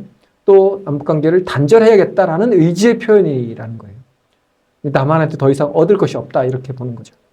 그래서 이제 개성공단, 금강산도 모두 폐쇄하고 교류협력 대상으로서는 더 이상 보지 않겠다라는 선언이 되는 거죠. 그 다음에 이제 지금 여기서 뭐 많이 나왔습니다만 반동 사상 문화 배격하고 청년 교양 보장하고 뭐 문화 보호한다는 건데 제가 왜 이런 말을 자꾸 하나 그랬는데 봤는데 확실히 북한이 이런 부분을 경계하긴 합니다. 특히 K문화 아시다시피 이제 한류가 이제 퍼지니까 제가 그래서 뭐가 문제인 거지 이렇게 봤더니 2013년도에 이 상속자들이라는 드라마가 북한에 유행했대요. 그리고 2019년에는 우리도 재밌게 봤습니다만 그 사랑의 불시착 이런 것들이 이제 북한에 자꾸 들어가는 거예요. 그러다 보면 처음에는 뭐 북한을 멋있게 표현해 주니까 좋을 것 같지만 나중에 계속 보다 보면 왜 우리는 이렇게 살지? 뭐 이런 얘기 생각을 할 수가 있죠. 자, 문화보호법은 더 어떻게 보면 심플합니다. 문화보호법은 과거에는 뭐 문화에 대해서 이렇게 이렇게 강제하지 않았는데 이제 2020년대 이때 들어오면은 굉장히 위기의식을 많이 갖는 것 같아요. 그래서 남한에서 쓰고 있는 용어 이 세 가지 알아두시면 아마 좋을 것 같아요. 저도 그래서 연구를 해봤는데 뭐가 제일 위험한 용어냐 생각이 다르실 수는 있는데 저는 오빠란 말을 쓰기 시작했답니다. 그 다음에 자기야. 그 다음에 선생님한테 쌤 이렇게 부르는 자호칭이죠. 오빠, 자기야, 쌤. 이 세 가지가 북한 사람들의 어떻게 보면 굉장히 이 사회생활 그 관계를 바꾸는 거예요. 근데 그 관계를 호칭으로 바꾸잖아요. 그럼 굉장히 파워풀해진다는 거죠. 이런 부분이 이제 그래서 문화보호법으로 이런 말 쓰면 바로 처벌하게 되는 겁니다. 자, 그 다음 뭐 쭉 보시면 지금 말씀드렸고요. 남한으로부터 사상문화적 이거 부분 굉장히 차단을 열심히 하려고 합니다. 이거 말고도 이제 옷차림 또는 귀걸이, 뭐 머리 색깔 이런 것들도 막 처벌을 한다고 합니다. 넘어가겠습니다. 자, 이제 여기서 이제 조금 더 깊이 들어가면 북한도 고민이 굉장히 많다는 겁니다. 좀 아까 말씀드렸는데 어떤 민족이라는 개념 이제 김일성 시대에는 민족국가를 완성했다 이렇게 완성하자라는 주장이 있었고요. 또 남북관계는 민족 내부관계 이렇게 보다가 이제는 지금 국가 간 관계로 보자고 완전히 저렇게 하는 거죠. 그래서 그 김일성 민족이란 말을 막 씁니다. 이렇게 다른 민족이라는 거예요. 근데 이 부분이 김일성 민족이란 말을 계속 쓰기가 지금은 이제 김일성 김정일 주의라고 쓰죠. 그렇게 하나 쓰고 있습니다만 김일성 민족이란 말을 뭐 계속 쓰지는 않는 것 같고요. 김정일 시대에는 이제 김정일 시대에는 선군 시대 뭐 이런 말도 썼고요. 또 아까 말씀드린 대로 우리 민족 제일주의를 썼었어요. 그때는 이제 남북 간의 민족 공조를 하자는 취지에서 우리 민족끼리 또는 민족 공조 또는 우리 민족 제일주의 이런 말을 썼었는데 김정은 시대에 들어와서 이제 특히 2017년 말부터는 3대 강국 얘기합니다. 사상, 정치, 군사 강국 얘기하고 이것을 포괄하는 말로 우리 국가 제일주의라는 말을 쓰기 시작합니다. 여기서 이제 국가가 왜 국가란 말을 쓰는 게 아주 특이하냐 이런 질문을 또 하실 수도 있는데 미리 말씀을 드리면 사실 북한은 당 국가 체제고 당이 주도하는 사회입니다. 그러니까 노동당이 주관하는 사회죠. 그러다 보니까 국가는 당과 인민들을 연결하는 그 중요한 역할을 하긴 하지만 국가가 모든 것의 제일 우선은 아니라는 거예요. 당이 전위대로서 국가를 만들어 오는 그런 개념에서 국가를 강조하지 않는 사회예요. 근데 당이 더 중요한 거죠. 그런데 이제 점차 이제 국가가 제일 중요해지는 거죠. 그러니까 이거는 이제 보통 이제 정상화, 국가 정상화 차원이라고 보고요. 또 지금은 이제 국가를 강조함으로써 남북 간의 어떤 그 따로 살자 이제는 이런 이국가 체제를 강조하는 말로 더 강화해서 쓰고 있고요. 과거보다는 이제 조금 더 그 자력갱생 뭐 그런 부분에서도 이런 부분을 많이 사용하고 있습니다. 그래서 이제 2021년 8차 당대에도 이런 유사한 주장을 한 바가 있습니다. 그 다음에 넘어가시면은 이제 대외적 이것도 또 많이 공부를 한 부분일 겁니다, 아마. 그래서 한반도 주변 정세가 아주 급변하고 있었고요. 또는 그 중러 관계가 그동안에는 이제 사실은 러시아 관계가 조금 소원했었는데 이번에 바뀐 거죠. 그래서 우크라이나 전쟁 이후에 친러시아 쪽으로 가고 중국과의 관계가 조금 소원하긴 합니다만 어쨌든 중러 교류, 미중 간의 전략 경쟁, 그 경쟁이 심화됨에 따라서 이제 어쨌든 그 중국에 대해서도 계속해서 다시 활용하려고 하고 있고요. 지금은 이제 러시아 상황, 러시아와의 그 어떤 뭐 파병 문제 여러 가지가 있으니까요. 더 중요한 거는 사실 핵무력 고도화, 핵미사일 고도화에 지금은 어느 정도 가도 유엔이 주도하는 그 대북 제재가 합의가 되지 않잖아요. 그래서 이 부분은 지금 어떻게 보면 핵무력 고도화의 시간 확보에 아주 좋은 호기로 생각하고 더 나아가서 중러와의 밀착을 통해서 체제 생존을 보장받겠다는 생각으로 지금은 어쨌든 그런 그 남북 관계는 두 나라 관계로 조금 벌려놓자 이런 생각을 하는 것 같아요. 근데 이 부분이 그럼 실현 가능성이 있고 이것이 언제까지 지속될 것이냐에 대해서는 좀 비관적이죠. 당연히 우크라이나 전쟁은 어쨌든 끝날 것이고 그렇게 됐을 경우에 러시아의 관계가 지금처럼 밀착될 수 있느냐. 그리고 지금 뭐 미중 간의 관계도 굉장히 어렵습니다만 어쨌든 중국이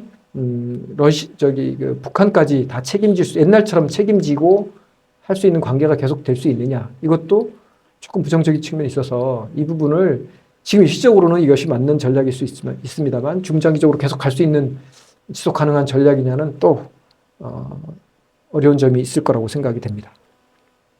자, 여기 됐고요. 혹시 또 질문 있으면 네, 얘기를 해보실까요? 질문 들어온 게 있는데요. 네.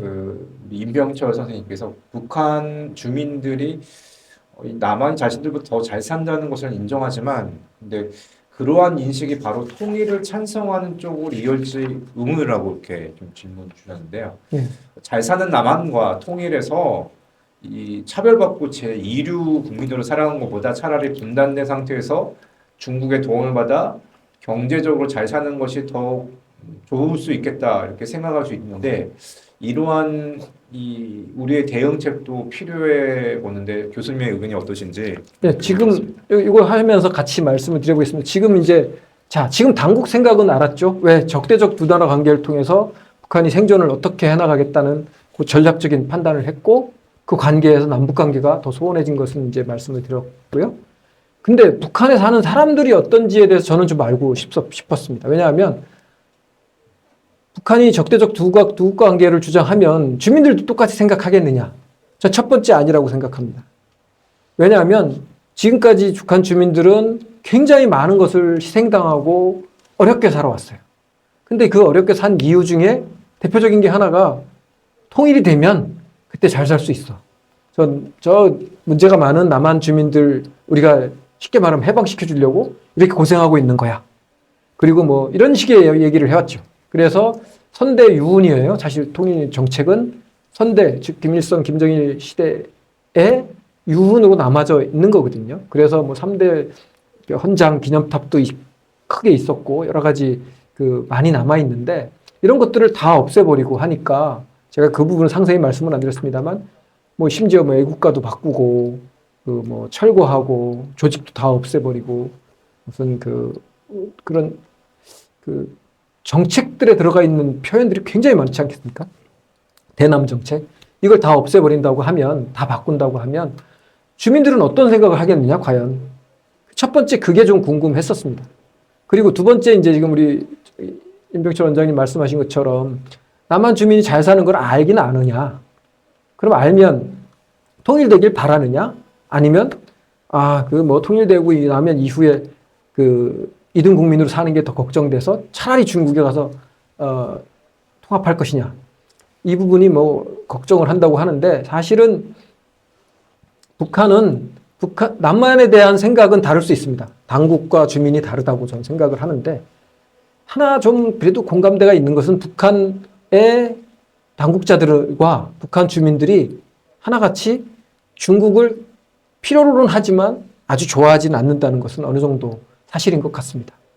그래서 중국에 대한 부정적 인식들이 굉장히 많고 그런 점에서 쉽게 중국의 어떤 동북 사성이 되는 방식의 통합은 반대할 것이라는 게 굉장히 아마 합치된 의견 아닌가 이런 생각을 저는 하고 있고 그렇다면 이제 결국은 남북한이 어떤 통일에 대한 희망이 저는 북한 주민들한테 상당히 많이 있다라고 봅니다. 이 통계 자료에 보시면 북한 사람들이 남한이 잘 산다는 거 대체로 안다는 겁니다. 그리고 장마당 세대 뭐 이런 경우에 더 많은 정보를 원하기 때문에 더 잘 알 수 있다는 겁니다. 그리고 북한 사람들이 통일을 원하고 있습니다. 왜냐하면 그런 어려움에서 이제 어려움을 좀 끝내고 그만 좀 고생하고 이제 나만 통일하면 지금보다도 더 잘 살게 되지 않겠느냐 이런 생각을 한다는 겁니다. 그리고 북한 주민 90% 이상이 통일을 바란다는 조사 결과 서울대 통일평화연구원의 조사가 있었는데 요 이제 샘플은 좀 다릅니다. 이거는 이제 북한 이탈 주민 또는 중국에 나와 있는 그 북한 주민들과 연계된 주민들이기 때문에 샘플 자체는 이제 남한에 대해서 굉장히 그 남한 친화적인 사람들일 가능성이 높지만 어쨌든 현재 북한에 있는 사람들 상당수가 통일을 바란다는 생각을 확인할 수 있는 조사였습니다. 그러면 당국은 어쨌든 정권 안보 또는 자력갱생, 두 국가 관계 이런 식으로 해서 북한 나름대로의 생존과 어떤 그 대외관계를 요구를 하죠. 근데 이것의 가장 큰 문제는 결국은 통일을 통해서 더 나은 삶을 가져보겠다는 북한 주민들의 꿈을 짓밟는 그런 부정적인 효과가 생긴다는 것이 가장 큰 문제다 이렇게 저는 생각을 했습니다. 그 가운데 북한 주민들이 그 고려가 되지 않는다는 겁니다. 대부분의 사람들이 어쨌든 북한이 남한이 더 잘 산다. 그리고 남한과 전쟁을 하면 안 된다는 생각도 갖고 있습니다. 왜냐하면 전쟁에서 이길 수 없다는 생각들을 어느 정도는 알고 있다는 거예요. 그럼에도 불구하고 어떤 조사에 따르면 어차피 전쟁을 해도 죽고 안 해도 죽게 생겼으니 차라리 전쟁이라도 해보고 죽자라는 극단적 생각도 있다고 합니다. 그러나 대부분은 전쟁에서 이길 수 없기 때문에 전쟁을 한다는 생각은 못하고 있다는 거고요. 북한 당국은 여전히 남한을 증오하게 만들고 또 그 북한 사회가 못 사는 것도 남한과 미국 때문이라고 주장을 하고 있고 뭐 전쟁 불사론을 얘기하고 있습니다. 제가 그래서 과연 전쟁이 한반도에서 일어날 가능성은 있느냐? 뭐 당연히 남한과 한미 연합 전력이 우세하기 때문에 이기는 건 당연한 거고요. 그럼 전쟁이 발발될 가능성이 있느냐? 북한 당국에 이제 가치 판단이 들어가야 되겠습니다만 어렵다는 겁니다. 우리나라가 매우 강력한 국방력을 현재 보유하고 있고 미국과 공동 방위 역량도 가지고 있기 때문에 그렇고요. 중국과 러시아도 우리의 그 주요 교역국이기 때문에 북한이 전쟁을 일으키는 것 또는 전쟁이 일어나도 지원하는 것에 대해서 부담이 굉장히 크다. 그리고 핵전쟁은 아시다시피 쉬운 문제가 아니라는 겁니다. 북한도 완전히 괴멸하게 된다는 걸 잘 알기 때문에 그렇습니다. 그래서 이제 북한 체제 안보 차원에서는 사실은 핵무기는 쓸 수 없는 무기다 이렇게 볼 수 있습니다.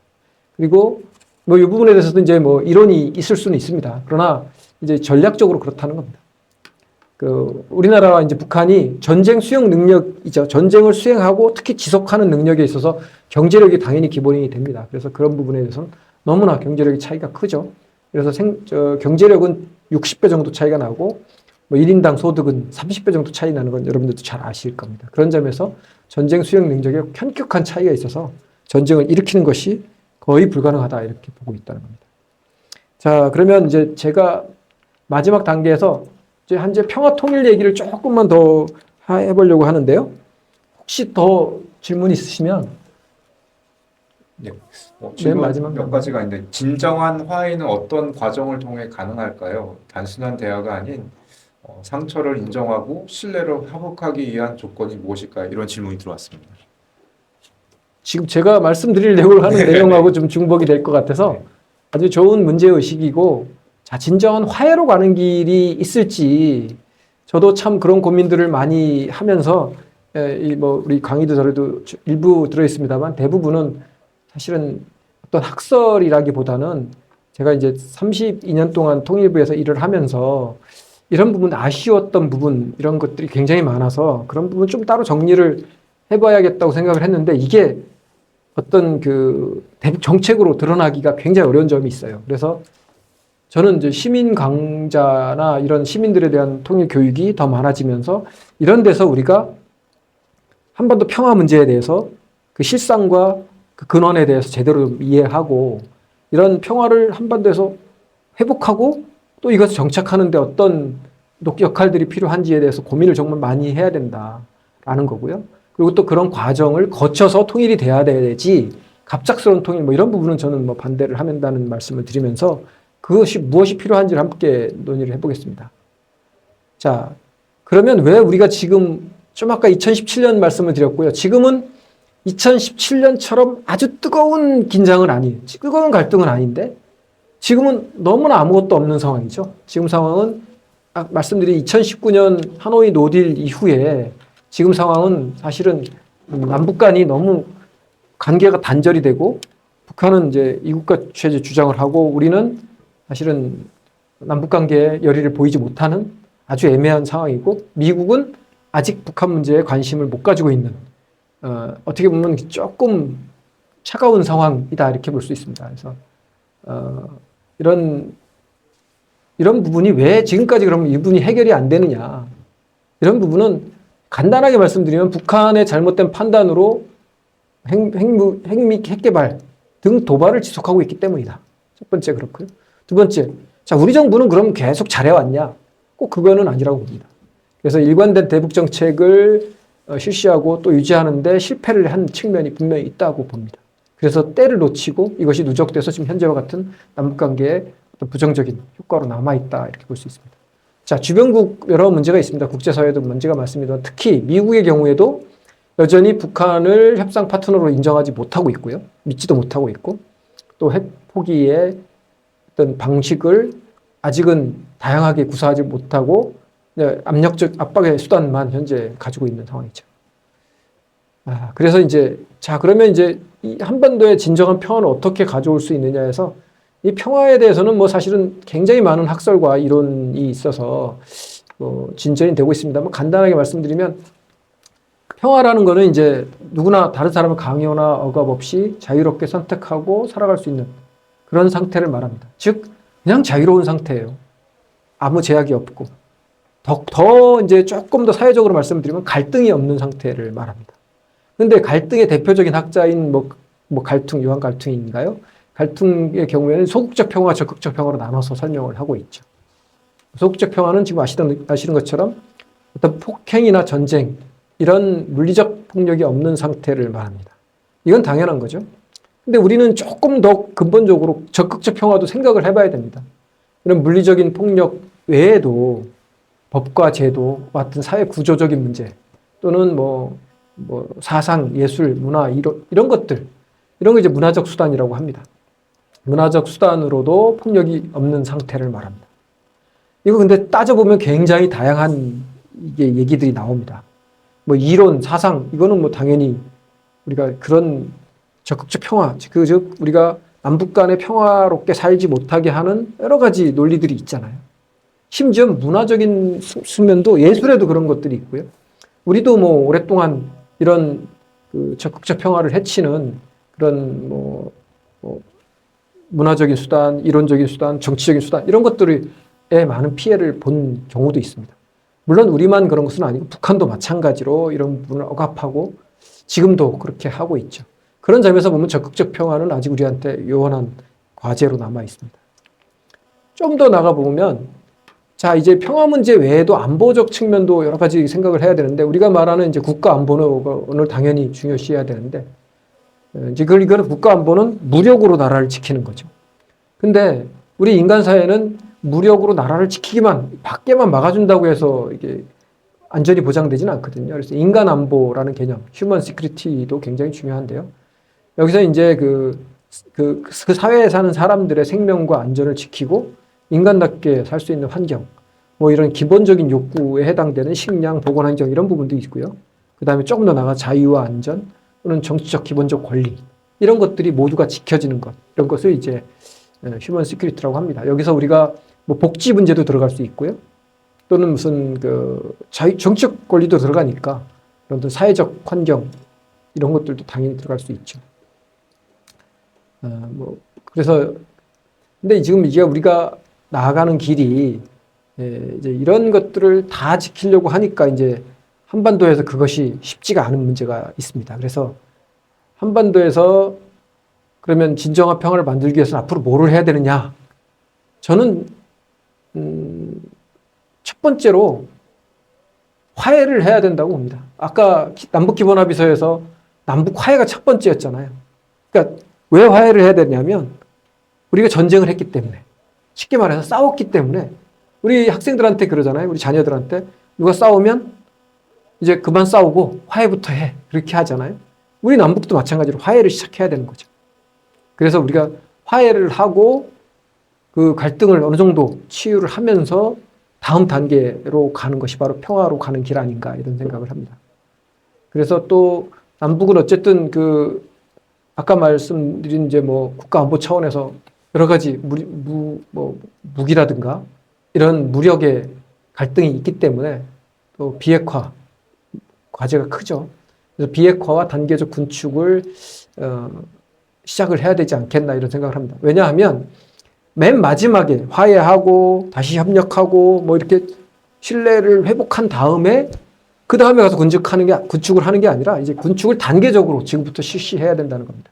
물론 그 화해하는 과정에서 정치적 화해도 있지만 아까 말씀드린 이산가족의 교류를 시작한다든지 이런 아주 초급 단계의 화해, 신뢰 회복 단계도 조치도 함께 시작을 해야 된다고 생각을 합니다. 그 다음에 또 해야 될 일이 굉장히 많죠.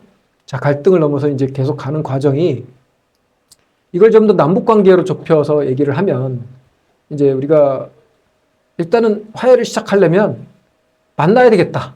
그리고 솔직하게 대화하고 서로 미워했던 점들, 또 전쟁으로 생긴 상처, 이런 부분을 이야기해야 치유가 된다는 겁니다. 이야기하지 않으면 치유가 안 되고 남아있게 됩니다. 그래서 적어도 우리가 이미 합의했던 남북 기본 합의서 또는 각종 정상회담에서 약속했던 그런 화해 조치들 또는 그 약속들을 이행을 시작해야 된답니다. 그래서 뭐 조금 더 써봤습니다. 더 이상 이제 나쁜 말로 서로 비난하지 말고 이산가족 상봉처럼 작은 일부터 다시 시작하고 적어도 그 약속한 부분에 대해서는 꼭 실천해서 신뢰를 좀 쌓아가자라는 겁니다. 그래서 신뢰가 좀 더 쌓이면 정치, 군사, 경제 등 여러 분야에서 신뢰 조치를 확대하고 또는 단계적 구축도 시작을 해서 좀 더 평화롭게 살 수 있는 여건을 만들어 나가는 게 좋겠다라는 겁니다. 결국 이런 평화를 함께 하는 과정이 이제 저는 이제 평화적 공존이라고 합니다. 공존이란 말이 좀 부담스러울 수도 있습니다만 평화적인 공존은 당연히 필요하다고 봅니다.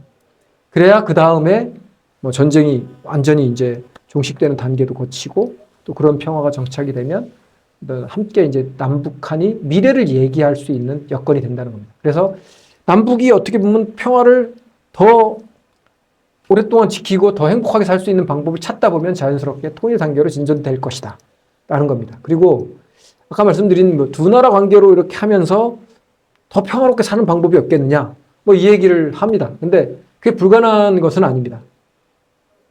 그러나 이웃 나라 관계에서는 사실은 아무리 사상이 비슷하고 뭐 제도가 비슷해도 경쟁 관계가 굉장히 많았습니다. 그래서 역사적으로 보면 뭐 우리가 뭐 독일과 프랑스, 뭐 프랑스와 영국 뭐 수백 년간 싸워왔잖아요. 그리고 뭐 우리 동북아도 마찬가지입니다. 동북아도 아무리 뭐 평화롭게 지내자고 약속을 해도 많은 전쟁과 갈등을 겪었던 것이 있습니다. 그래서 우리 남북한 적어도 한반도 내에서는 우리가 이제 평화롭게 살자는 것은 통일을 함께 나아가는, 통일로 가자는 약속 또는 그 지향점을 분명히 하고 나서 가야지만 평화도 만들 수 있고 지킬 수 있다라는 점에서 저는 뭐 두 국가 관계는 인정하는 것이 적절치 않고, 아까 말씀드린 평화를 위해 가자는 약속 중에 하나인 특수관계를 최소한의 베이스로 해서 다시 시작해야 되지 않느냐라는 말씀을 드리고 싶습니다. 자, 그래서 계속해서 그러면 화해와 평화로 나가는 길에 군사적인 문제를 어떻게 했으면 좋겠냐, 그래서 저희 9.19 군사합의는 저는 굉장히 필요했던 부분이고 이건 복원을 해야 되겠다. 왜냐하면 그런 사소한 분쟁이 발생할 소지를 줄이는 중요한 약속이기 때문에 그렇습니다. 그래서 제가 다시 한번 지도를 꺼내봤고요. 자, 이런 것들을 다시 하나씩 시작하는 수밖에 없고, 그래서 평화가 뭐 너무 평화를 주장하니까 이 평화가 전부인 것처럼 말씀을 들으실 수가 있는데 그렇지는 않습니다. 평화가 전부는 아닙니다. 그러나 이 평화 없이 앞으로 나아가는 것은 불가능하다라는 점에서도 이 부분은 다시 한번 우리가 심각하게 고민을 하고 평화의 과정을 지금부터 시작해야 된다라는 말씀을 드리겠습니다.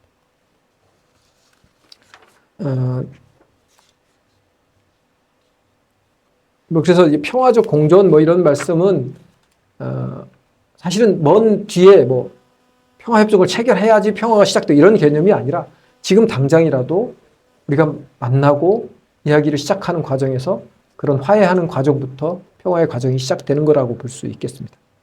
자, 그런데 우리가 통일 교육에서 왜 또 평화 통일을 얘기하느냐 이런 부분도 이제 많은 얘기를 하실 수가 있는데요.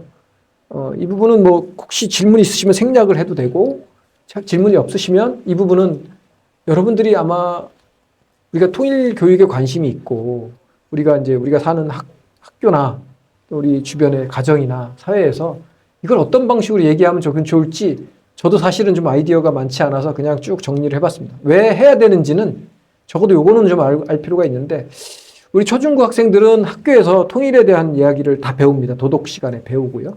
또 남북한 현황에 대한 사회 시간에도 배우고요. 또 뭐 국어 시간에는 북한의 사투리, 우리가 말하는 북한 방언 이런 것도 배우고요. 뭐 예술 시간에는 배울 수도 있습니다. 북한 노래도 배울 수 있고. 그러나 통일이 필요하다는 것은 아까 통일 교육에서도 말씀드렸지만 이건 가치관과 태도에 관한 것입니다. 그래서 이건 지식으로 배운다고 바로 내가 그 생각을 갖게 되지는 않습니다. 초중고생들의 경우에 현재 47.6%가 통일이 필요하다는 생각을 가지고 있습니다. 그리고 통일이 필요 없다는 의견은 42.3%입니다. 작년도 최근 조사인데요. 자, 좀 있으면 어떻게 되겠습니까, 이게? 통일이 필요 없다라는 의견이 더 많아지요. 이게 역전될 것 같아요. 그리고 사실 대학생들은 이미 역전된 지 오래됐습니다. 초중고 학생들은 그래도 선생님들이 열심히 설명해 줬기 때문에 약간의 양심이 있어서 통일이 필요하다고 그래도 얘기를 해주는 편인데도 지금 47%입니다. 좀 있으면 더 줄어들겠죠.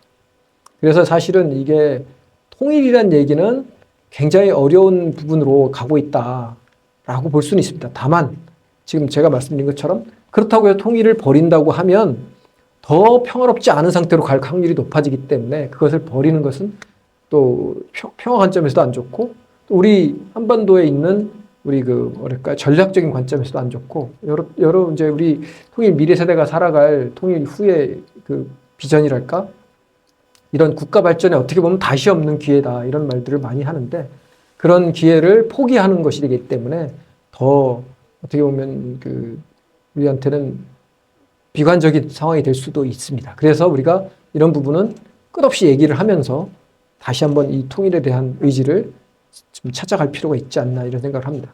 특히 젊은이들이 걱정하는 부분, 통일이 필요 없다고 주장하는 이유 중에는 첫 번째가 옛날에 좀 통일 비용 얘기를 많이 했는데 요즘에는 좀 바뀌었습니다. 통일 후에 사회적인 혼란이 생길 것 같다. 즉 남북한 주민들이 서로 이해를 못하고 갈등을 일으킬 것 같다. 그리고 북한 주민들도 아까 말씀 2등 국민이 될 것 같다. 왜 그 못 사는 사람들하고 우리가 같이 살아야 되냐 이런 얘기들을 많이 할 수 있다는 거죠. 그리고 문화적인 이질감 얘기도 많이 합니다. 그걸 전부 사회적 혼란이라고 볼 수 있고요. 또 이제 경제적 관점에서 보면 통일 비용에 부담이 있다. 이런 얘기들을 많이 합니다. 그래도 그게 1번이 아닌 게 좀 다행이긴 한데요. 어쨌든 그 부분도 굉장히 중요할 수 있죠. 세 번째는 이제 일단 북한이 싫다는 겁니다. 군사적 도발이라든가 이런 것 때문에 거부감이 든다. 이 사람들하고 도대체 같이 살 생각이 없다. 이런 말씀들을 많이 하는 거죠. 특히 젊은이들 경우에도 그런 얘기를 많이 합니다. 근데 이 부분은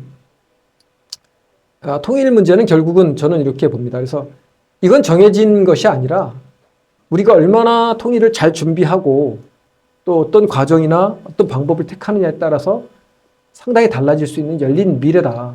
우리가 이것이 통일이 하나의 모습으로 우리가 주어지거나 그냥 닥쳐오는 것이 아니라 우리가 이것을 개척해 나가고 바꿔나갈 수 있는 열린 미래다라는 겁니다. 그리고 조금 더 고민을 해보면 이것이 통일이 한순간에 오는 것은 굉장히 안 좋은 부분입니다.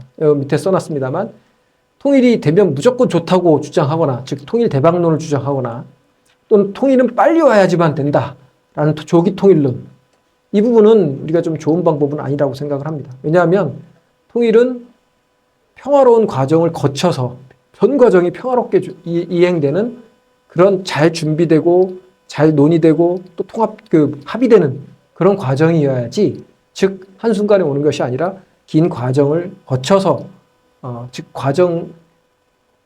통일 전체가 하나의 과정이라고 보아야지 이것을 결과로서 빨리 달성해야 될 목표로 반드시 보는 것은 좋지 않다라는 생각입니다.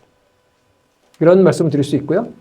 또 이것은 저는 이제 우리 주민들도 이런 고민이 있지만 북한 주민한테는 반드시 좋은 것이다. 아까 말씀드린 뭐 90% 이상이 그런 것을 희망하고 있다는 점에서 봐서 북한 주민들의 어떤 고통에서 벗어나고 북한 주민한테 희망을 열어주는 그런 빛이 되지 않겠냐 이런 생각을 할 수 있습니다.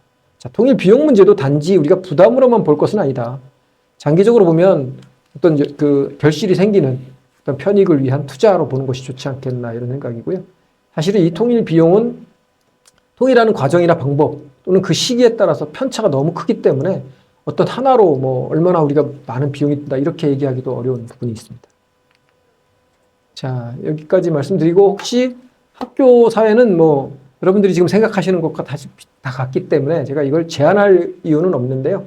혹시 궁금해하시는 사항이 있으면 없으세요? 네, 하나 코멘트 더 들어왔는데요. 네, 코멘트. 젊은 세대에게 통일은 필수의 문제가 아니라 선택의 문제일 수가 있다 그렇게 의견이 나왔는데요. 따라서 이제 통일이 되면 지금보다 어떤 부분이 더 나은지를 알기 쉽게 구체적으로 정리해서 이렇게 좀 설명이 필요하고, 그러나 이 장밋빛 환상만 심어주는 것이 아니라 좀 정교한 그런 비전 제시가 중요하다고 보는데, 이런 작업들이 이루어져야만 이 젊은이들이 그 눈높이에 맞는 그러한 안내와 설득이 중요하다는 그러한 의견을 좀 주셨습니다. 어떻게 생각하시는지 우리 교수님께서 말씀해 주시면 감사하겠습니다. 예, 아까 말씀드린 대로 통일 교육이라는 것은 통일을 이룩 하는 데 필요한 가치관과 태도인데 사실 통일의 그 모습은 저는 아까 제일 중요한 게 열린 미래라는 측면입니다. 그래서 통일의 비전이 이런 것들이 있지만 이것은 통일이 평화롭고 민주적이고 또는 우리가 모두가 이제 그 바람직한 과정을 거쳤을 때만 나오는 결과이긴 합니다. 그래서 반대로 무조건 북한이 붕괴하든 어떻게 됐든 빨리 이루어지는 통일은 그렇게 바람직한 결과를 가져오기 어렵습니다. 그런 점에서 볼 때 사실 통일의 비전은 굉장히 중요하고 그러나 단 그것은 평화롭고 민주적이고 이런 과정을 거쳐서 나온 결과물이라는 점이 오히려 더 강조돼야 된다. 그래서 평화의 과정이 더 중요하고 과정의 핵심은 평화적인 과정이다. 이런 점. 더 나아가면 뭐 민주적이고 또는 무슨 뭐 그런 여러 가지 조건들이 있을 수 있죠. 그래서 굳이 따지면 주민들의 삶이 보장되는 행복한 통일 이런 것들도 중요하고요. 그래서 그런 부분을 좀 더 관심 있게 보시면 좋겠고요. 질문이 있으시면 계속 질문을 해주시면 좋겠고 제가 학교와 사회는 우리가 다 알 수 있는 겁니다. 그래서 통일 리더십 함양을 위해서 여러 가지 수업 시간이나 또는 뭐 활동, 특히 저는 이제 5월 말에 통일교육 주간에 친구들과 여러 가지 게임도 같이 하면서 즐겁게 통일을 접할 수 있는 기회가 많아졌으면 좋겠다. 그리고 또 집에서 여러분들 이제 자녀들 또는 뭐 부모님들과 함께 TV 볼 때 이게 남북한의 화해 평화에 대해서 어떤 관점을 전달하는 것인지 한번 생각을 하면서 서로 이야기를 하면 좋겠다는 생각입니다. 집에서 이 얘기 못하는 집안도 많을 겁니다. 그게 이제 남남 갈등의 결과인 거죠. 북한을 너무나 많은 갈등을 가지고 우리가 다른 인식을 하고 있으니까 이런 문제가 생겼는데 저는 이런 부분이 조금 더 해소된 것은 좀 자주 우리가 그런 기회를 가지면 좀 더 좋지 않겠나 생각을 합니다. 마지막으로 혹시 뭐 시간이 되시면 마무리를 한다면 우리 사회에서 사실은 통일이 정부의 몫이냐 정치인들의 몫이냐 저는 그렇지 않다고 봅니다. 그래서 정부와 민간 그리고 또 세대도 기성세대와 우리 젊은 세대가 함께 해야 되는 거고 사실은 우리가 이제 북한의 행동에 대해서는 나쁜 행동에 대해서는 강하게 반대하지만 북한에 있는 주민들은 특히 통일을 희망하는 북한 주민한테는 관심을 가지고 우리가 이제 평화의 협력을 추진하면서 평화의 영역을 확장할 필요가 있지 않나 이런 생각을 하고요. 먼저 온 통일인 탈북민에 대해서도 지원을 우리가 가지고 있어야 되고요. 그래야 나중에 이제 사람의 통일, 특히 남북 주민의 통합이 쉽게 완성이 될 수가 있겠죠. 저 국제적인 시야에서 보면 또 국제사회가 축복하는 그런 평화로운 통일이 필요합니다. 우리가 이제 여러 가지 갖춰야 될 덕목 중에 세계 시민이라는 측면도 있잖아요. 그래서 우리가 이제 세계 시민이 되고 국제사회가 환영하는 통일을 해야 우리가 더 나은 통일로 갈 수 있지. 그렇지 않으면 그 통일은 사실 국제사회의 우환거리가 더 될 수밖에 없다라는 점입니다. 그래서 우리 통일은 세계 평화에 기여하는 그리고 우리가 통일이 된다면 세계 평화가 한층 더 성숙되는 그런 평화의 발신지가 되지 않겠나 이런 생각을 합니다. 혹시 질문 있으시면 한 개만 더 받고 끝낼까요? 네. 없으세요? 그동안 여러 가지 다 질문들이 해서 들어와서요. 잘 예, 됐습니다. 이제 마지막으로 제가 한 가지 예. 전체적으로 봤을 때 너무 귀한 또 강의 너무 감사드리고요.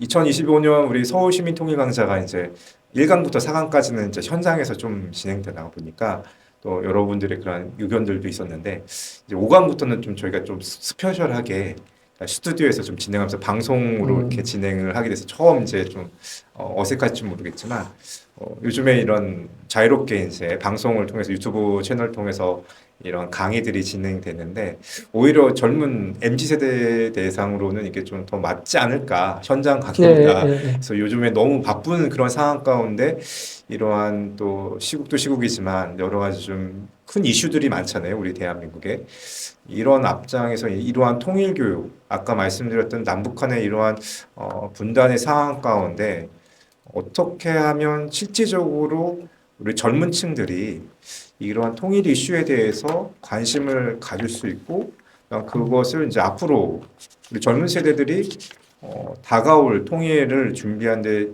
당사자가 될 텐데 그 당사자들이 오히려 관심이 별로 없는 그러한 지금 현상이거든요. 그래서 이거를 어떻게 좀 풀어나가야 되고 어떻게 좀 이렇게 더 심도 있게 나가야 될지를 좀 앞으로 좀 그러한 조언이나 좀 좋은 그런 의견 있으시면 말씀해 주시면 좋겠습니다. 제가 말씀드린 것 중에 상당히 그 미래 젊은이들이 우리 통일 한반도의 주인이고 또 그분들이 우리 미래를 결정할 주인공이라고 저는 생각을 하는데요. 특히 통일 문제는 제가 이런 말을 자주 합니다. 21세기 한반도에서 벌어질 일 중에 가장 우리 모든 사람들한테 영향력이 클 핵폭탄과 같은 정말 진짜 핵폭탄 터지면 안 되지만 이 통일이라는 핵폭탄은 우리 사회를 전반을 바꿀 역사적 사변이다.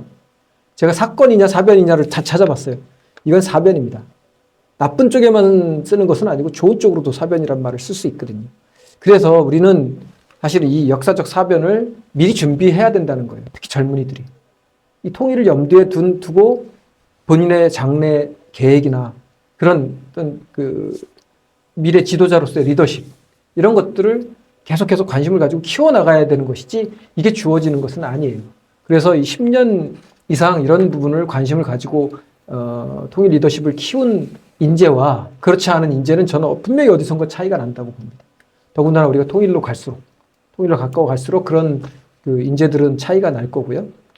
그런 점이 하나 있고 또 하나는 우리 젊은이들이 그러면 통일 원하지 않으면 안 되느냐? 그런 것도 아닙니다. 우리 통일은 우리가 희망하지 않아도 올 수도 있어요. 원하지 않고 또 그리고 원하는 시기에 오는 것도 아니고 갑작스럽게 사실 올 수도 있어요. 그래서 우리가 많은 준비를 미리부터 해놔야지만 그것에 감당해낼 수 있는데 우리 젊은이들이 그걸 감당할 수 있을지 우리 기성세대들은 굉장히 불안해요. 그러나 저는 또 한편으로 믿습니다. 왜냐하면 우리 선대들 또는 우리 세대들은 그 어려운 시기에 그 전쟁의 폐허 속에서 민주화와 경제 발전을 다 이뤄냈어요. 이거는 정말 세계사에 유례 없는 엄청난 잠재력이고 엄청난 그 역량이었어요. 근데 우리 후배들은, 우리 후세대들은 저는 비슷한 역량을 가지고 있다고 생각합니다. 그래서 저는 우리 그 젊은이들을 굉장히 100% 신뢰하거든요. 그래서 앞으로도 이분들은 이런 일이 닥치면 꿋꿋하게 잘 해결해 나가고 그래서 우리 통일 한반도가 역사상 유례 없는 좀 늦었지만 한반도 전체의 진정한 광복 또는 평화롭고 민주적이고 행복한 그런 사회로 만드는 진정한 행복한 통일로 가는데 우리 젊은이들이 큰 역할을 할 수 있고 감당할 수 있다라는 점을 믿어 의심치 않는다는 말씀을 드리면서 여러분들이 조금 더 꼭 통일 업무를 하라는 게 아니라 우리 사회의 많은 문제를 고민하고 우리 사회에도 문제가 굉장히 많잖아요. 근데 그 중에서도 이제 이런 통일이라는 우리 모두의 문제에 대해서 조금 더 관심을 가지고 어떤 그 민주시민 또는 어떤 그 책임 있는 시민으로서 성장하시면서 통일 관련된 생각, 그런 리더십도 함께 갖추시면 좋겠다. 이런 말씀을 드리면서 제 말씀 마치겠습니다. 네, 감사합니다.